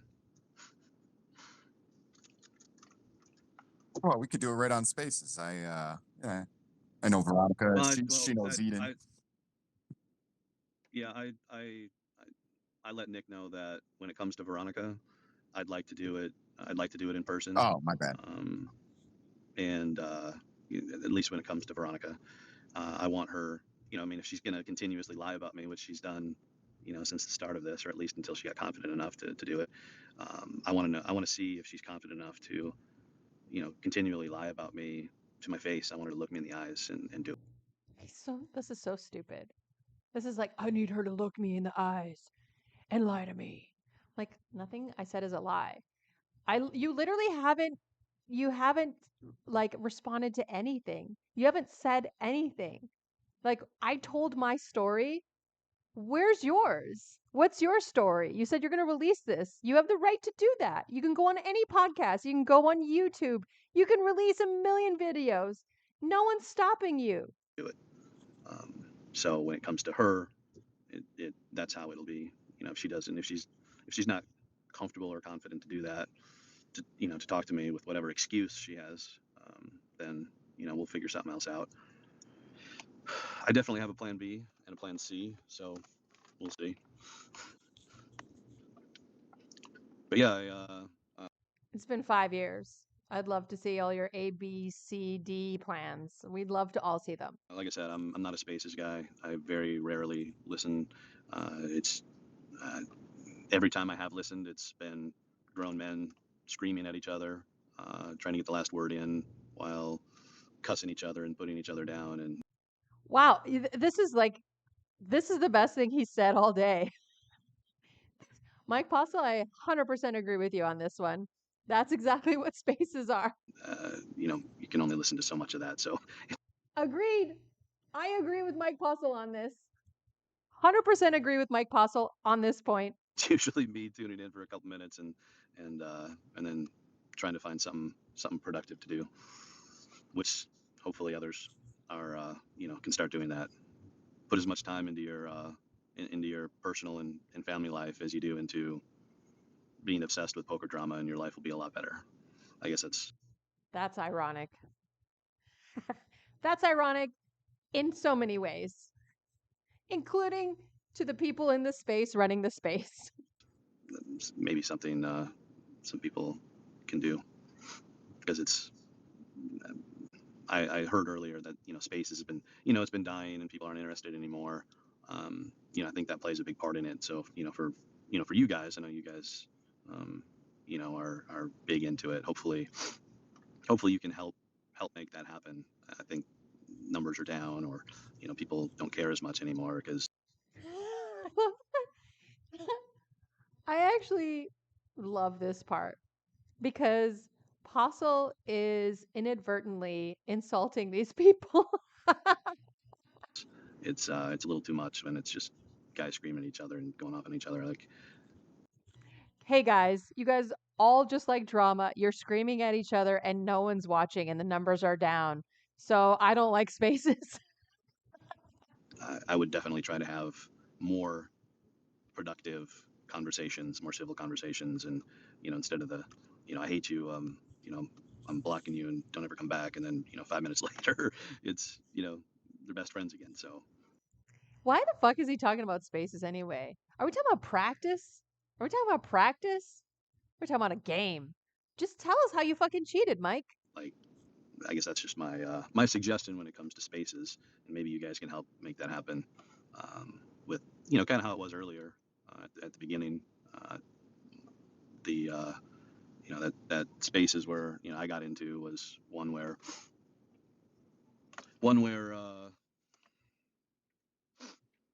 I was talked about, and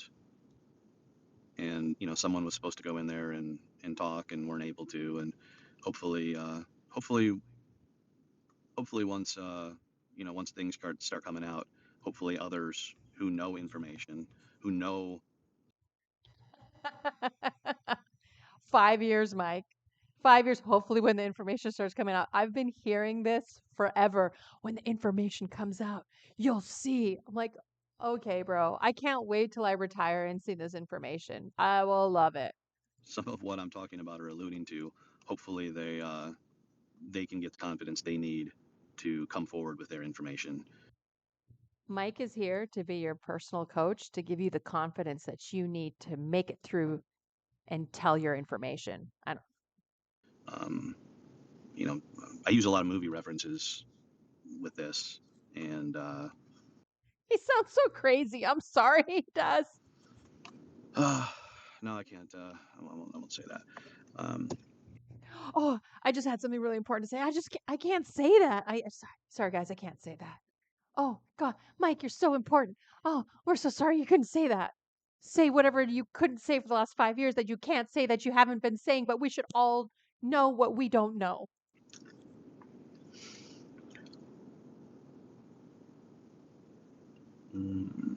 sorry, I'm. Hey, Mike, to reevalu- defend the integrity reevaluating. of the spaces, this whole entire segment, we couldn't hear a pin drop, right? So it's not all bluster and nonsense, right, Mike? We'll set the stage for you. Don't worry about that.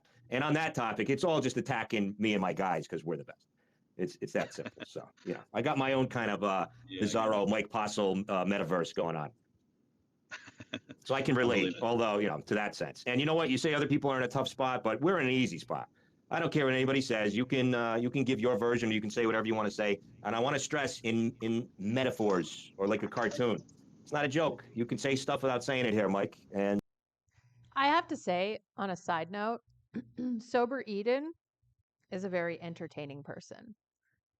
He can have on his show whoever he want. He can give whoever he wants a platform. That's his deal.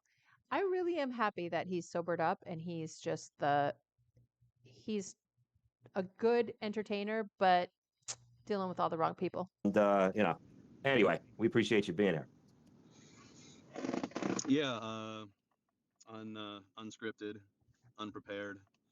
Well, we can do a script too, Mike. You know what I mean? We can curate no, I mean, stuff. that's what this was. Yeah. No, of course. We got to get him an entrance song, right? No, no. For a second there, I thought this was fully scripted and really well thought out. And your answers are meticulous and really thorough, Mike. Really thorough. I certainly no, I don't need any of that. I don't like the attention. I really don't. So I don't like the I don't like the attention, but then I'm gonna go get it anywhere I can. attention. And I'm gonna put out memes of me being a poker god at Stones and just be on the cover of a magazine. At all. I just like to do my own thing. I'm just a guy who loves to play poker, loves to play sports, and Go play poker. Go play. You played in Alabama.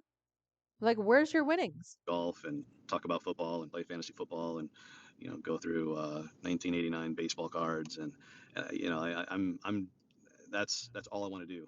And people who could read into the game. It was, what was I doing? I was drinking and joking, and it was I was doing what I like to do and what poker should be. It should be He's telling the truth. Everybody liked him. He tipped well. He was a fun guy. He always brought plenty of wine. We all really liked him as a person. poker should be more like that. Just going to play and in a casino where you don't have to worry about all the shadiness online. Did he just say that? Did he just say that? You go play in person because the shadiness is online. But, getting cheated out of a live stream is very so funny. And have fun and cut up and tell jokes and show some bluffs and play non-GTO and blow people's minds and things like that. That's what poker should be. And that's what you did, Mike. You blew everyone's minds and you haven't been able to recreate it since. And that's all I want to do when it comes to poker. God, I can't believe I'm listening to this at 1.25 speed. And then when it comes to this, I have fought It feels like it's at half speed. with sometimes I just want to start a new life and get into another industry and just leave poker behind, but I can't.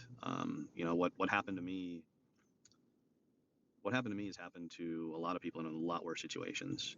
No, that's not true. What happened to you is what happens to anybody who cheats. And nothing happened to you, bro. You didn't go to jail like you should have. You still haven't paid me. You owe me a ton of money. Like, you have no accountability in this. Nothing fucking happened to you, bro. Well, you can't play in the live stream? You can go play fucking anywhere else. Stop playing the victim. Fuck off. And I think I think there are times when, if you're strong enough to do it, you should make things right and expose the wrongs that were done and were said. Please expose them. Please come out with this evidence that you have. Talk about your hands with everybody. I can't continue saying this anymore. Please just do it. Don't act like I'm the wall or the barrier between you and like vindication. Go do it. And try and make it a learning experience so it doesn't happen again. What happened to me shouldn't happen to anyone in this industry. Yeah, no one should be cheating like you did. I followed the Robbie thing pretty closely. I think most people know my opinion on that one. I could see what happened, and to me, it's pretty clear cut. Um, she's in a lot different position than I am. It's well, you know, a Beauty and the Beast type of thing. She's the beauty and I'm the beast, and no one cares about the beast. Yeah, Mike, you've been accused of cheating because you're ugly. That's why. If you were a handsome guy, this wouldn't have happened to you, right? And but at the same time, she went through a lot. Um, Stop talking about Robbie. Just talk about the fucking hands, bro. I Even Robbie talked about the hands. Even Robbie sat down for interviews about the hands. Endless, countless interviews with everyone. You didn't do shit. You didn't talk to anybody. I can relate to Nick when it comes to the accusations that were thrown at him, along with others, and I Come on. Come on. What are we talking about here? What are we fucking talking about here? You got to be kidding me. I definitely admired Robbie being able to do what she did to tell her side, and eventually I'll do it. I just have to do it in a different way, since my story involves uh, 18 months of cheating? Is that what it involves? years, a few years, prior of storytelling, and then almost a full year of planned premeditation to do something that wasn't very good, Oh, well, are you going to tell us what that is? Or are you going to not say anything? which propelled someone distinctly in into a position, and a lot of I love that he just fixates on me. He fixates on me. I'm going to put a link to a Poker News article. I sent an open letter to Mike responding to this, and I sent it to Poker News, and they broke it down. I'm going to put a link to it in this video because he's so fixated on me. Like, I am this barrier between him and salvation. And I swear to God, it's not going to go well for him because even if he makes me look like the worst person in the world, it still won't change the fact that he cheated. And it's just like, I don't know how far he's going to try to go at this point. Like, it's almost like what happens, Mike, when you don't get the result that you're looking for? Like, how far are you going to go? Uh, like it's mentally ill at this point that he's so fixated on me. He can go on any podcast, he can go on any live stream, he can write any articles, he can do anything he wants to vindicate himself. And he just isn't able to, and he just keeps blaming me for it because he's mentally ill, I think. people benefited from it, and so I have to find a way to put all that together, which is what I've been working on. It's been 5 years. And then I have to, I guess I have to tell that story. Oh, okay, tell the story then. Hey, Mike, hope you don't mind me interrupting. I've got an offer on the table, just came in. It's not a bid. I want to preface this real quick by saying shout outs to Nick Vertucci, friend of the show. So, I'm not trying to undercut him. I'm sure him and Veronica and you would do a fantastic job. Hopefully you can, that comes together. But if that falls through, a second option has been dropped on my desk, as we like to say here on the streets. Sean Deeb is offering for him to facilitate the interview with you, himself, and Veronica, bro. That is an offer that just dropped on my desk that I'm relaying on with respect to Sean Deeb. What do we need Sean Deeb for? I'm just saying it's an offer. An offer's coming in. Because Yeah, Sean that, has to inject himself into anything and everything yeah, possible. we declined that Now, offer. if we can get coherent Sean Deeb, I'd entertain that. I'm just trying to do right by everybody. There's no way he can talk to anybody who knows anything about poker. He just wants to attack me. Guys, come on. Hey, since Sean Deeb was brought up, I mean, he was, Yeah, fuck you know, Sean. he was. Sean Deeb offered me 200,000 to just admit that I was guilty and say Well, how I maybe did he's it. not such I a don't know bad if guy. Sean Deeb remembers that, but Sean Deeb made that offer, and there were dozens and dozens of other offers out there of pitching in specific amounts to to either me or my daughter's college education and things of that nature. And I actually I actually with my writing, I'm a lot better writer than I am speaker. I hate cameras, I hate interviews, I hate speaking in public. It's not my thing. But So then why'd you play in a live stream for years? Why didn't you just go play quietly at a 50, 100, 25, 50 game that you could have crushed given your win rate? Why'd you play in a live stream only? Why in the last, like, I don't know, 6 to 9 months, you only played on the live stream 3 days a week almost? Why? If you don't like the public, why? Why'd you tell them, hey man, yeah, put those memes up of me being a poker god? I am a writer. I've I've written a lot. Anyway, I did write a story on how I supposedly did it. Unfortunately, it was You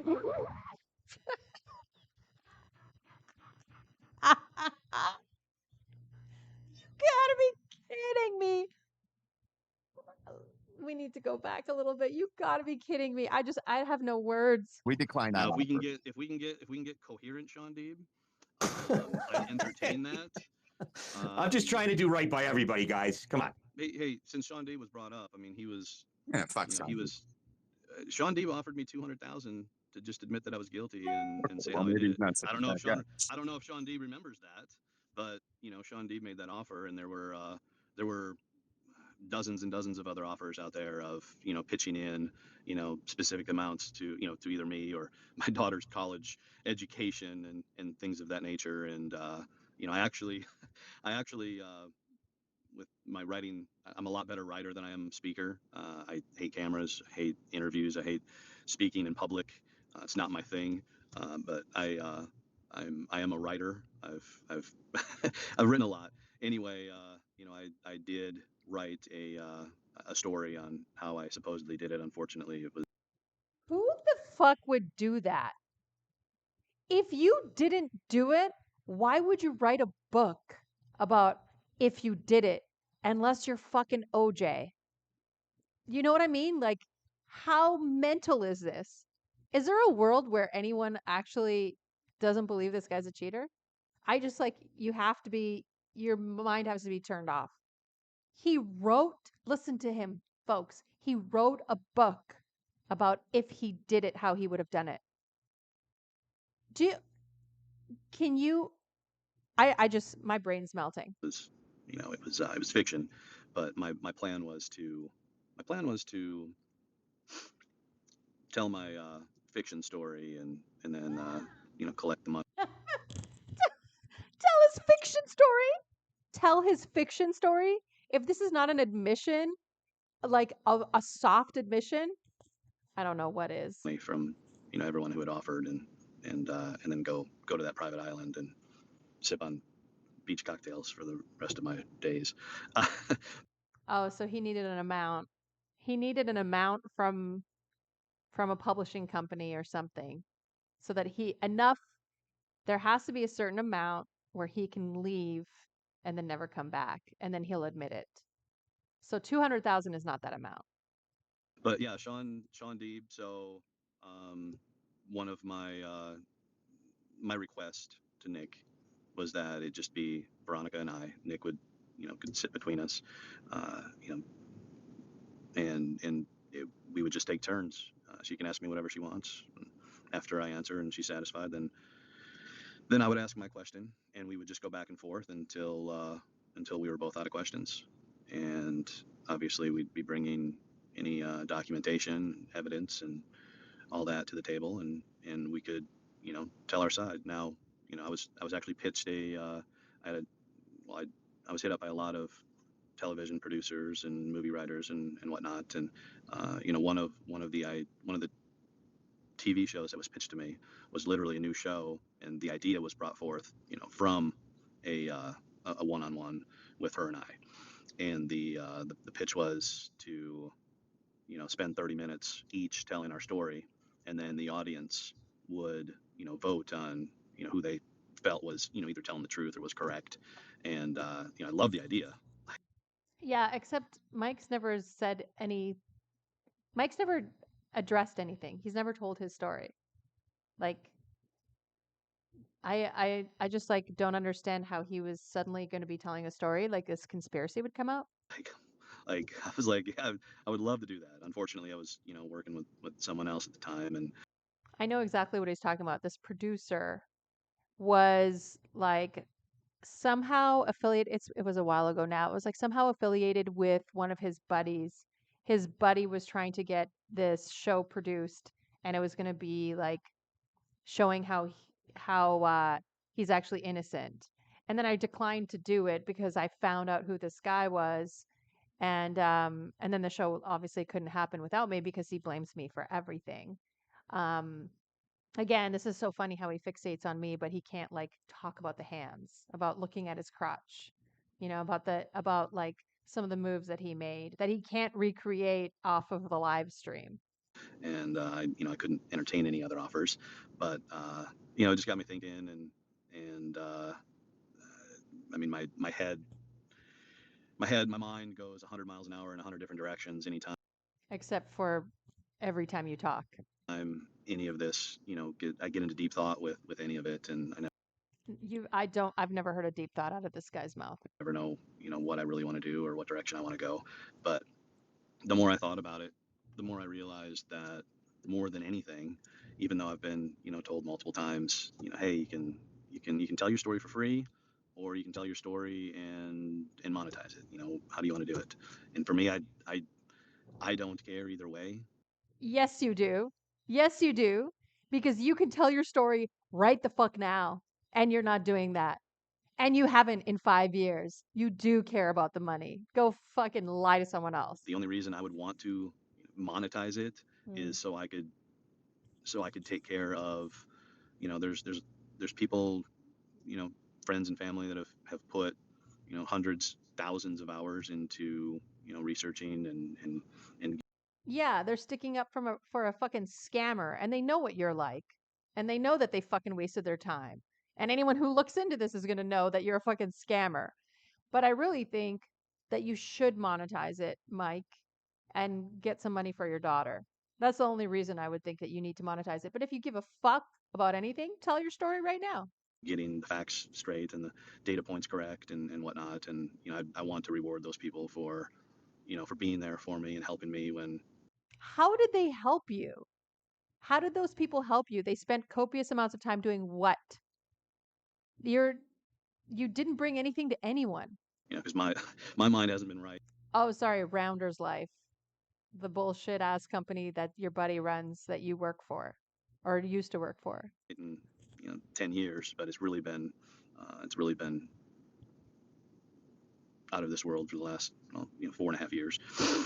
So I need a lot of help with that stuff, and I'd like to reward them for it. So with that in mind, I have to consider that. But Also, you kind of owe me money, a lot of it. I think over 30,000 now, so maybe you should monetize this so that I could get that money and I have a lien against your winnings in 3 states. So just remember that. at the same time, Yeah, and let's just keep in mind a judge ruled on my behalf on that and you lost that court case, just FYI. I've reached my breaking point, so to speak, and I just want something to happen. Well, then say something. Say what happened. And when things aren't getting done on a time frame that I want, I guess I just felt like I need to initiate things myself. So that's why Well, you've got 1,600 people who listen to this. So you're number one big shoot. I'm here after not hearing back from the two that I reached out to.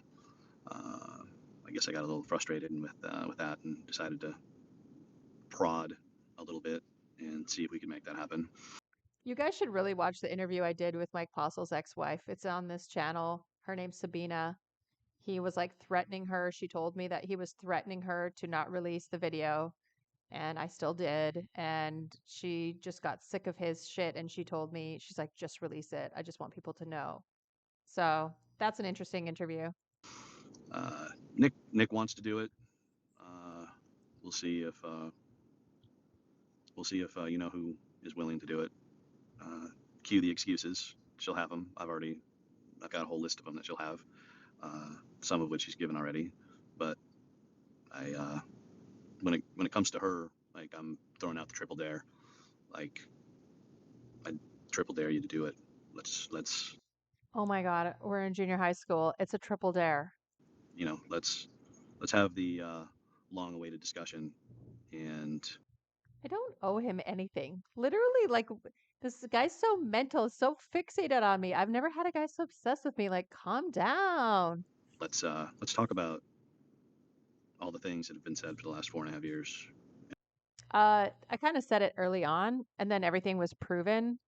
And really, like, not much has been going on these last few years. Just you've been stewing in some conspiracy ass shit that you're somehow going to be providing us. So I have no idea what you're talking about. And let's provide our evidence on both sides and see what happens. I kind of did provide my evidence. I don't know if you know that. Everything I provided publicly on my YouTube channel. I did open interviews with Doug and Joey. I provided all of my evidence.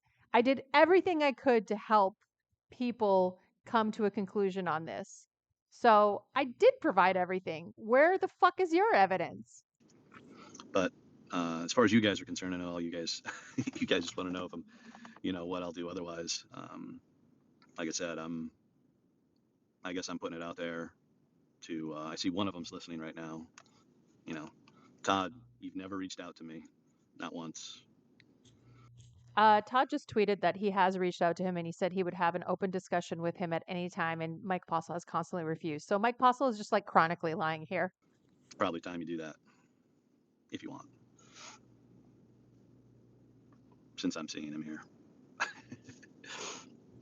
He's been requesting to go up, but I know we know. I could bring him up, but that's up to you.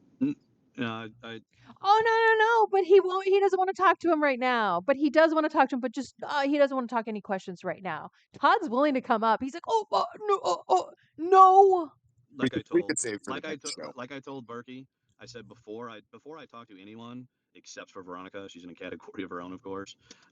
Before I talk to anyone, they have to be willing to do that rare feat Oh, he'll talk to everyone. He'll answer any questions, except you have to go through his loopholes first. of having a private talk with me ahead of time to, uh, Why? If you're so innocent, like scream it from the rooftops. You've literally never said you didn't cheat. You literally have never said that. That's like such a thing that like cheaters would do. Just you don't say it. someone talking to me will, in a private manner where no one else, there's no ears, there's no eyes, they're going to talk to me in a different way than they would if they, if they brought me onto their show or, whatever it is. The, using, I guess we'll use Berkey as an example. If I went on Berkey's show, just, out of the blue, what do you think would happen? You should go on Berkey's show. Berkey will be as objective as anyone possibly could be. Berkey's one of the most objective people in poker. Is he stubborn? Yes. Is he forward and sounding rude? Yes. But will he give you an honest shot? Yes. Yes. Everybody in poker fucking knows that Berkey is a very honest person. Like, it would just be, just be a ridicule fest, just be him talking down to me and No, it won't, because you don't like the fact that you cheated and you're getting called out, and that's why you're going to say that. trying to discredit me for anything and everything, and then defending things that he said that weren't true, and we wouldn't get anywhere. And all it would do is just give him a whole bunch of views and attention. And Well, then put out your own video. Put out your own YouTube channel. Just do your own thing. Release your own thing. And so that's that's not going to happen with anyone without the discussion ahead of time.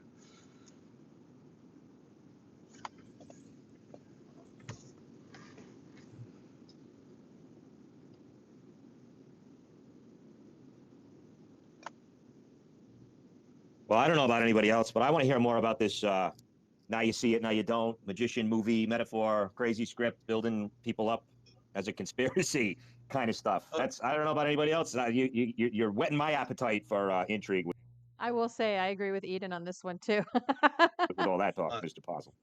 I've told about 5% of it. It's so much. There's so much more to it than I can even describe. The the inner workings, what went on behind the scenes, and a year before anyone even realized anything was going on, who all was involved, the talks, the script, so to speak, of how do we. I can't say that either, but I'll just say that there's way more to it than there's way more to it than I can even describe right now, and there's certainly way more. Yeah, you can't describe it because you don't know what the fuck you're talking about. This is so I can't wait. I can't wait like to hear about the alien probe, and then like how we're all in like a secret society. I can't wait to hear all of this. It's like it sounds pretty interesting. If anything comes out, I fucking can't wait. This is going to be fun. More to it than anyone realizes. God, I hope I am like an alien ringleader from Andromeda. And I came down here because Mike Postle's the most important man in the world. He's basically Jesus. And we noticed his live stream from Andromeda and we decided to come here and start this whole thing. And yeah, it's something crazy, something that someone mentally ill would do and say. There's there's a reason why I've been hit up by a lot of people who do things to tell stories in a big way, and I just People who do things to tell stories. What the fuck does that mean? I just decided that I wasn't going to do anything until I had the majority of what I needed together, You still don't have anything. You're still not saying anything. because I didn't want to tell a half story. I didn't want You're not even telling a half story. You're not telling a quarter story. to I didn't want to have to say anything or insinuate anything without the evidence behind it. And half of it was easy. There were so many people who wanted to talk about me and the situation early on that a lot of what I was curious about came out from people just wanting to talk, being not being smart like me right now. I'm just rambling, but there was a lot that needed to happen before I could do anything, and so that hopefully answers the question as far as why didn't he defend himself? Why didn't he do this? Why didn't he do that? There's a reason, I promise. And everything that I do say, everything I have said, everything I will say, certainly in the future, there will be evidence behind it. There will be, sorry, Veronica, I didn't destroy my phone. I made sure to preserve all of our conversations, all of our threads, um, and that goes for a lot. And there's Okay, well then release them. Release them. Well, like, what are you going to show? Release them. I guess I'll put things out You've had 5 years to release them. Why didn't you release them? there with what I have behind it to show what happened, the entire timeline, and then people can do what they enjoy doing best. You know what's going to happen? Like, I feel like he's doing this threatening. And I just like the way he talks. He's just not very smart. I honestly think he's going to come out with the most ridiculous, ridiculous story. And he's going to try to throw me under the bus, of course. And then nothing's going to change on his end. And he's just going to become so angry. And he's just going to attack me more. It's just, I've basically created hell on earth for myself. But the rest of you will have a ton of enjoyment out of this, for sure. They can play detective and draw their own conclusions and get excited about, We did play detective. We did come to our conclusion. And you cheated. I guess, get excited about the drama because that's what the poker industry likes. I don't like it, but You don't like it, but here you are. Huh? Guess it is what it is. So we'll go that route. And I feel like in a way I should let him come on the Nick Vertucci show because he's like not smart, and I feel like I would drag him. I feel like he's easily defeated. He's just like because I have just been telling the truth and he has just made up all these lies, right? And or he's like sounds like he's going to make up all these lies and come up with this conspiracy because he's the fake news guy. And so I feel like he'll just be easily dragged. But it's really hard to defend against like someone who's nonsensical. You know, it's like going to a psychiatric ward and arguing with someone who is incoherent and not making sense. Like you just can't talk logically with them. It's kind of the same thing here. and see what happens. Is Nick in here by chance? We can drop a line to request on the speed dial to request her to get in here. Let me do that right now. It's no big deal. Don't have to make any You sure? special requests. No, I was just curious if he was in here. Hex, do the speed dial. Hextopian, the co-host, I- valuable I member of the was team. earlier. He's playing poker at HCL right next day Monday. I think he still might be the Oh, same. is that right? Oh, Well, okay. we can still try. No, I was just Anyway, curious. sorry, Mike. No, it's okay. I just he comes on here quite a bit. He can elaborate later. I'm sure after Why can't you elaborate, Mike? Whatever it is you're alluding to. feeling it out a little bit more. So yeah, I guess that's it. I know there was a lot more things off the top of my head I wanted to say, mostly in Oh, there's always a lot more things, Mike, and we never get them. regards to, again, whoever that was speaking before Sean. Any two cards, something like that. Yeah, that was him. I mean, every single thing that he said was completely untrue, and I will pay him or anyone a significant amount of money to prove any of it true, because it's not. So We kind of did prove it true, and you don't have any money. You know what you should do? Pay me because you owe me money. be another one for later when it comes to everything that was said prior and proving it. There's no way. I'll throw some offers out there. I'll just say that. Don't believe everything you hear, people. Just because someone screamed it into a microphone on the internet or on YouTube, just because you read it in a news article, think for yourself and Okay, well, give us something to think about. do some research. We did do the fucking research, Mike. And don't fall into the trap of just believing what you want to believe, because sometimes that stuff seriously affects somebody's life. Very compelling. Very compelling. You've just brought us a lot of evidence, Mike. We applaud you for your sacrifice today of saying fucking nothing. And I'm not speaking for myself here. This whole situation and the butterfly effect of how it affected so many people's lives in different ways. This is so funny. Like he has no accountability. Like he's the one who did this to himself. He's the one who ruined a situation and anyone he's talking about. Like if he wasn't a piece of shit scumbag cheater, none of this would have happened to him or anyone around him. It's unfathomable how. And I am to blame. I am to blame. In his head, I'm the one who caused all of this. And for some reason everyone is smart up until this moment when somehow they decided to believe me. Terrible it was to a lot of people. Speaking on the monetization, and people who are close to me know I have never cared about having a significant amount of money. And in fact, when I do have it, I usually blow it having fun and creating memories and enjoying time Creating memories, sports betting. Allegedly. with friends and family. And but one thing I wanted to do that I feel like I should mention now is that the people involved hurt a lot of people, including. Yeah, you hurt a lot of people, Mike, with your cheating. Cheating a guy dying of cancer, bro. The fuck? I mean, one example: Stone's employees, Stone's, and the people behind it, the owners and management and the employees, like they didn't deserve to have accusations brought their way as if they were involved in something.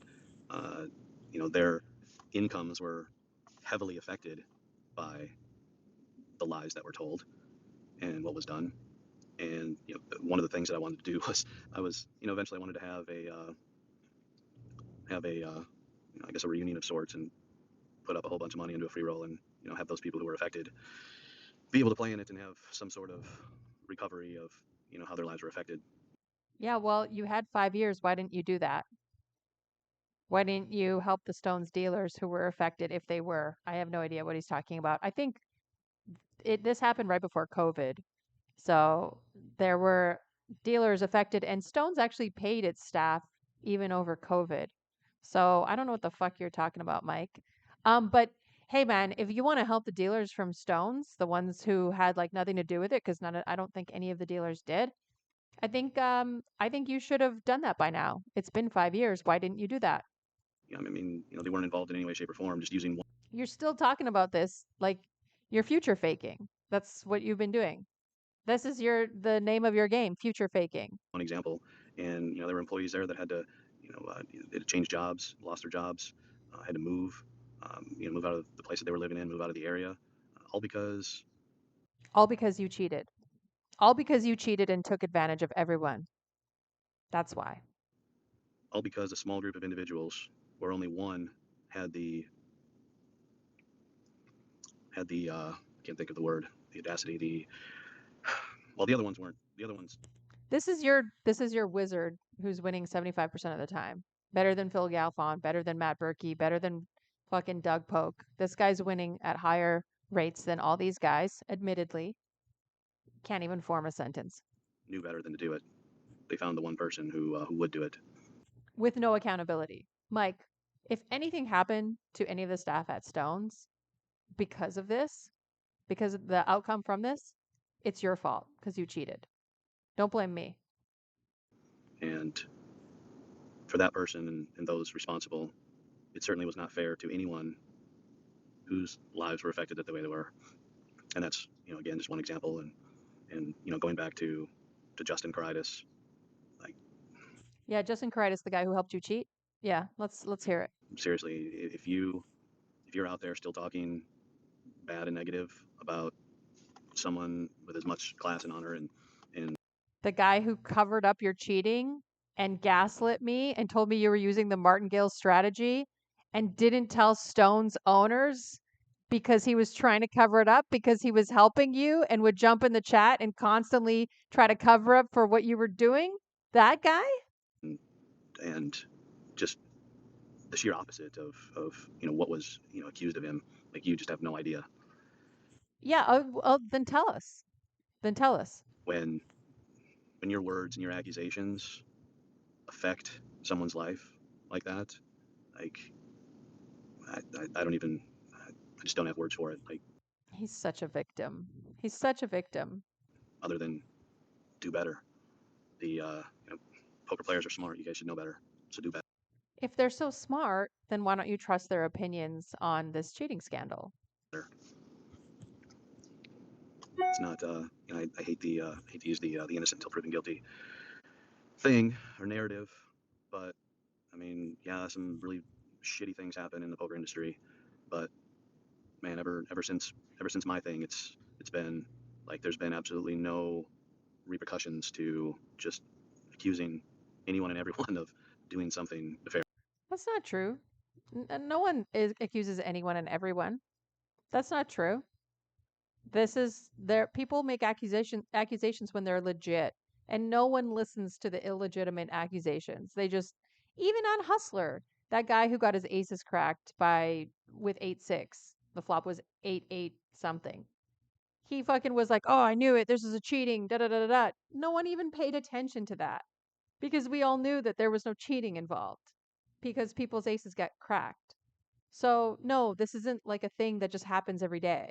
And like we gotta go back to when that wasn't the thing, because you guys aren't the same people that claim to be all about the industry are not acting as if that's the best thing. We're literally all about the industry. This is why we're saying you cheated because you did. It's all about self promotion. It's all about There's a bit of self promotion. what clicks and followers can I get? What kind of attention can I get? How can I build What are you doing then? Why are you on here? my clout, whatever, to at the expense of others, which is what Okay. Mr. posting memes about being Jesus walking on water when you were playing at Stones and being the god of Stones. Okay. Eventually, I called his name out earlier. Eventually, we'll have that discussion. But Yeah, guys, I know it's been 5 years, but in like 15 years, he'll come out with everything. hopefully, I don't know. I'm very uninvolved in, have been very uninvolved in poker, and even more so, obviously, lately. But every time I tune back into it, like it just gets worse and worse every time I tune back in. Oh, poor Mike Postle. Oh, the poker community should really recognize what he's saying today and understand its substance. Just the drama and the accusations and just the nonstop bickering, and it's not about. Oh, it is nonstop bickering, but you're right now in the place where it mostly is. It's not so much about talking about the best players anymore. It's who can drum up the most controversy and just make things up for the sake of discussing it. And when you do that, sometimes you're really you have no idea how. I love this lecture from him. It's like so virtuous from his perspective. He thinks he's just like gifting us right now.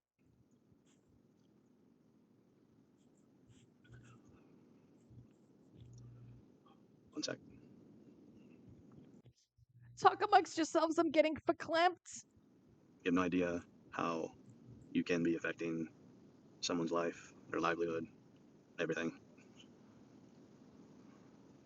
That's a hard thing to. It's a really hard thing to. Yeah, kids, so just don't cheat on a live stream and you won't be affecting your family and your friends this way. And you might just have a normal life if you just try to do things the right way. Put. It's a hard thing for people to put themselves in someone else's shoes when that's happening. It's just too easy to Oh God. Oh God. I mean, like, this is a stretch. He's asking for some empathy. Like, come on. throw darts at others from behind a keyboard or a computer screen.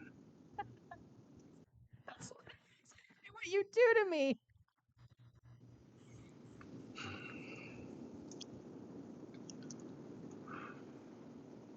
Is he tearing up? Like, come on. Ugh. This is Well, we don't 1.5. want you to go now, Mike. We're here as long as you want to regale us with this No, kind of thing. But when you're ready for sleep, you should turn into the competitor space because that'll knock you right out.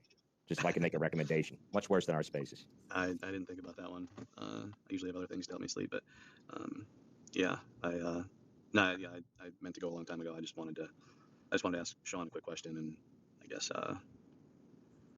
We're literally over 2 hours into this, and he wanted to ask Sean a quick question. Where's the fucking question? got me in a mood, and decided to let some things out and see what happens. But there's I don't know. We'll see. I'll see. As far as plans, I haven't decided what route I'm going down yet. But I Gotta get that conspiracy theory straight there, Mike.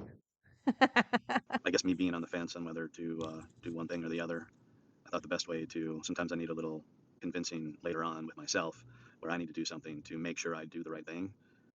Yeah, Mike, because we've been waiting for 5 years for you to convince yourself to do the right thing here. And I think me accepting the invite to come and speak was to, I guess, open up a little bit and put some things out there.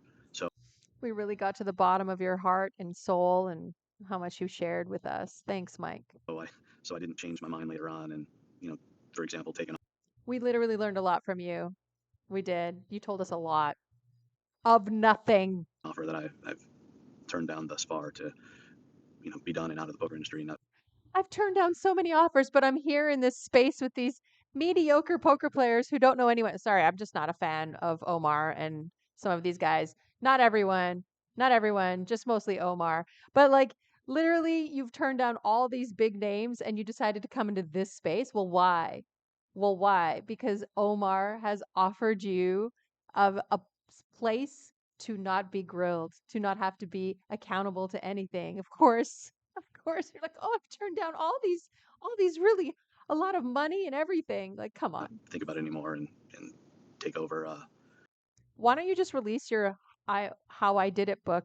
take over a friend's business, and that's extremely successful, and just not worry about poker anymore. But I know I can't. Like I just I've lost Yeah, okay.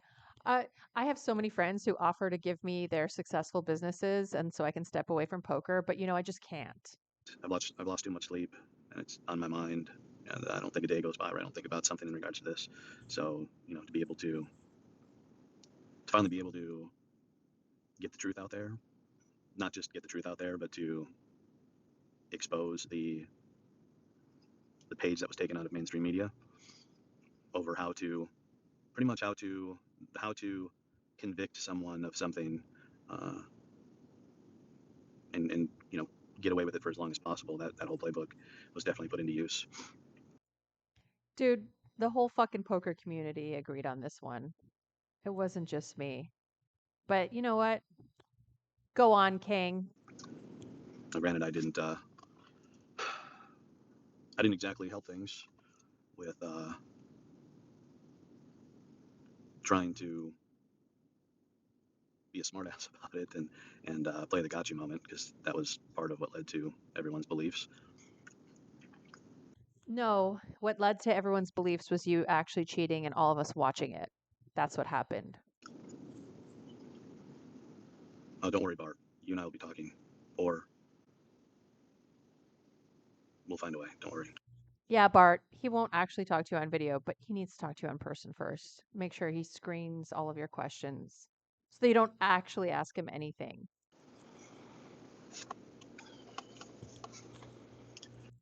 Mike doesn't need anybody. Mike could put out his own video. He could get a YouTube channel right now and everyone would watch his videos. Yeah. Anyway, I'm gonna try and go get some sleep. Right on. Thanks for coming by, Mike. Anytime you want to jump on, we're usually running. Eden's usually running. Nobody's gonna ambush you. Yeah, next time you're probably gonna have to take a couple questions, but we could still shoot the shit, talk about anything. We're trying to do entertainment, move away from the screaming and all that bullshit the other guys do. But but yeah, we're here, man. Thanks for coming out. It was great, man. Very interesting. Sounded great. No, it's gonna be one of those things where I'm gonna wake up and probably not be able to, to hear this. Like, I'm Yeah, because you fucking didn't say anything. um, I'm beyond the delirious state. I guess I just wanted to say a few things since it's been a while, and I guess we'll see. Myself and others are definitely watching and listening. I'm curious on some reactions out of a handful of individuals. Maybe some of them will hit me up and you know Who? Tell us something. Tell us something. We don't want to know what we should know anymore. We just want to know. share some notes, or I don't know, just have a conversation. I guess we'll see. We'll see. Anyway, I can't make any promises. Like I said, I'm supposed to be working on some things. Whether they, the current things materialize or not, I don't know. But eventually, something will be done. And Yeah, well, I'm I guess I did this for myself to make sure I didn't choose door number two with going elsewhere and giving it up, since I had that offer, which would have been very productive from a financial standpoint. But I decided I'd rather just stay, well, somewhat on the broke side of the line, and do what I need to do, and then after that's done, make a new decision afterwards. yeah, well, you could always jump on a burner too, right? We're gonna be we'll be I'm looking glad at you the mentioned that. case. Go ahead. Yeah, you know what? I encourage anyone to open things back up. I've had a lot of people hit me up saying, "Hey, we're going to relook at everything with fresh eyes and go over things and interact with you." Again, this is going to be one of those like the flat earthers testing their theory that the earth is flat and then realizing that the earth isn't flat and then thinking that the testing was incorrect because the earth looks round to their testing. You guys got to watch that Netflix documentary. To get information and evidence and whatnot. And so far, no one's done that. after saying that they would. So we'll see. Oh my God. I'm gonna go to bed soon and put on my clown makeup for doing this. See if anyone else is willing to do that. We'll see. Like to So, see like I what said, else has. I'm a combination of both falling asleep from severe lack of sleep right now and delirium. So I'm gonna cut it Yeah, off. you can dip out. I think the buttons on the top there. Thanks for coming in, and yeah, man, get some sleep. Yeah, thanks for coming in, Mike. This is HBK here. Welcome to the Omar Show. Thanks for coming in, man. You know, you're always welcome here with Omar, and the show is brought to you by the Eden Rocks Corporation. Just want to throw that out there. All right.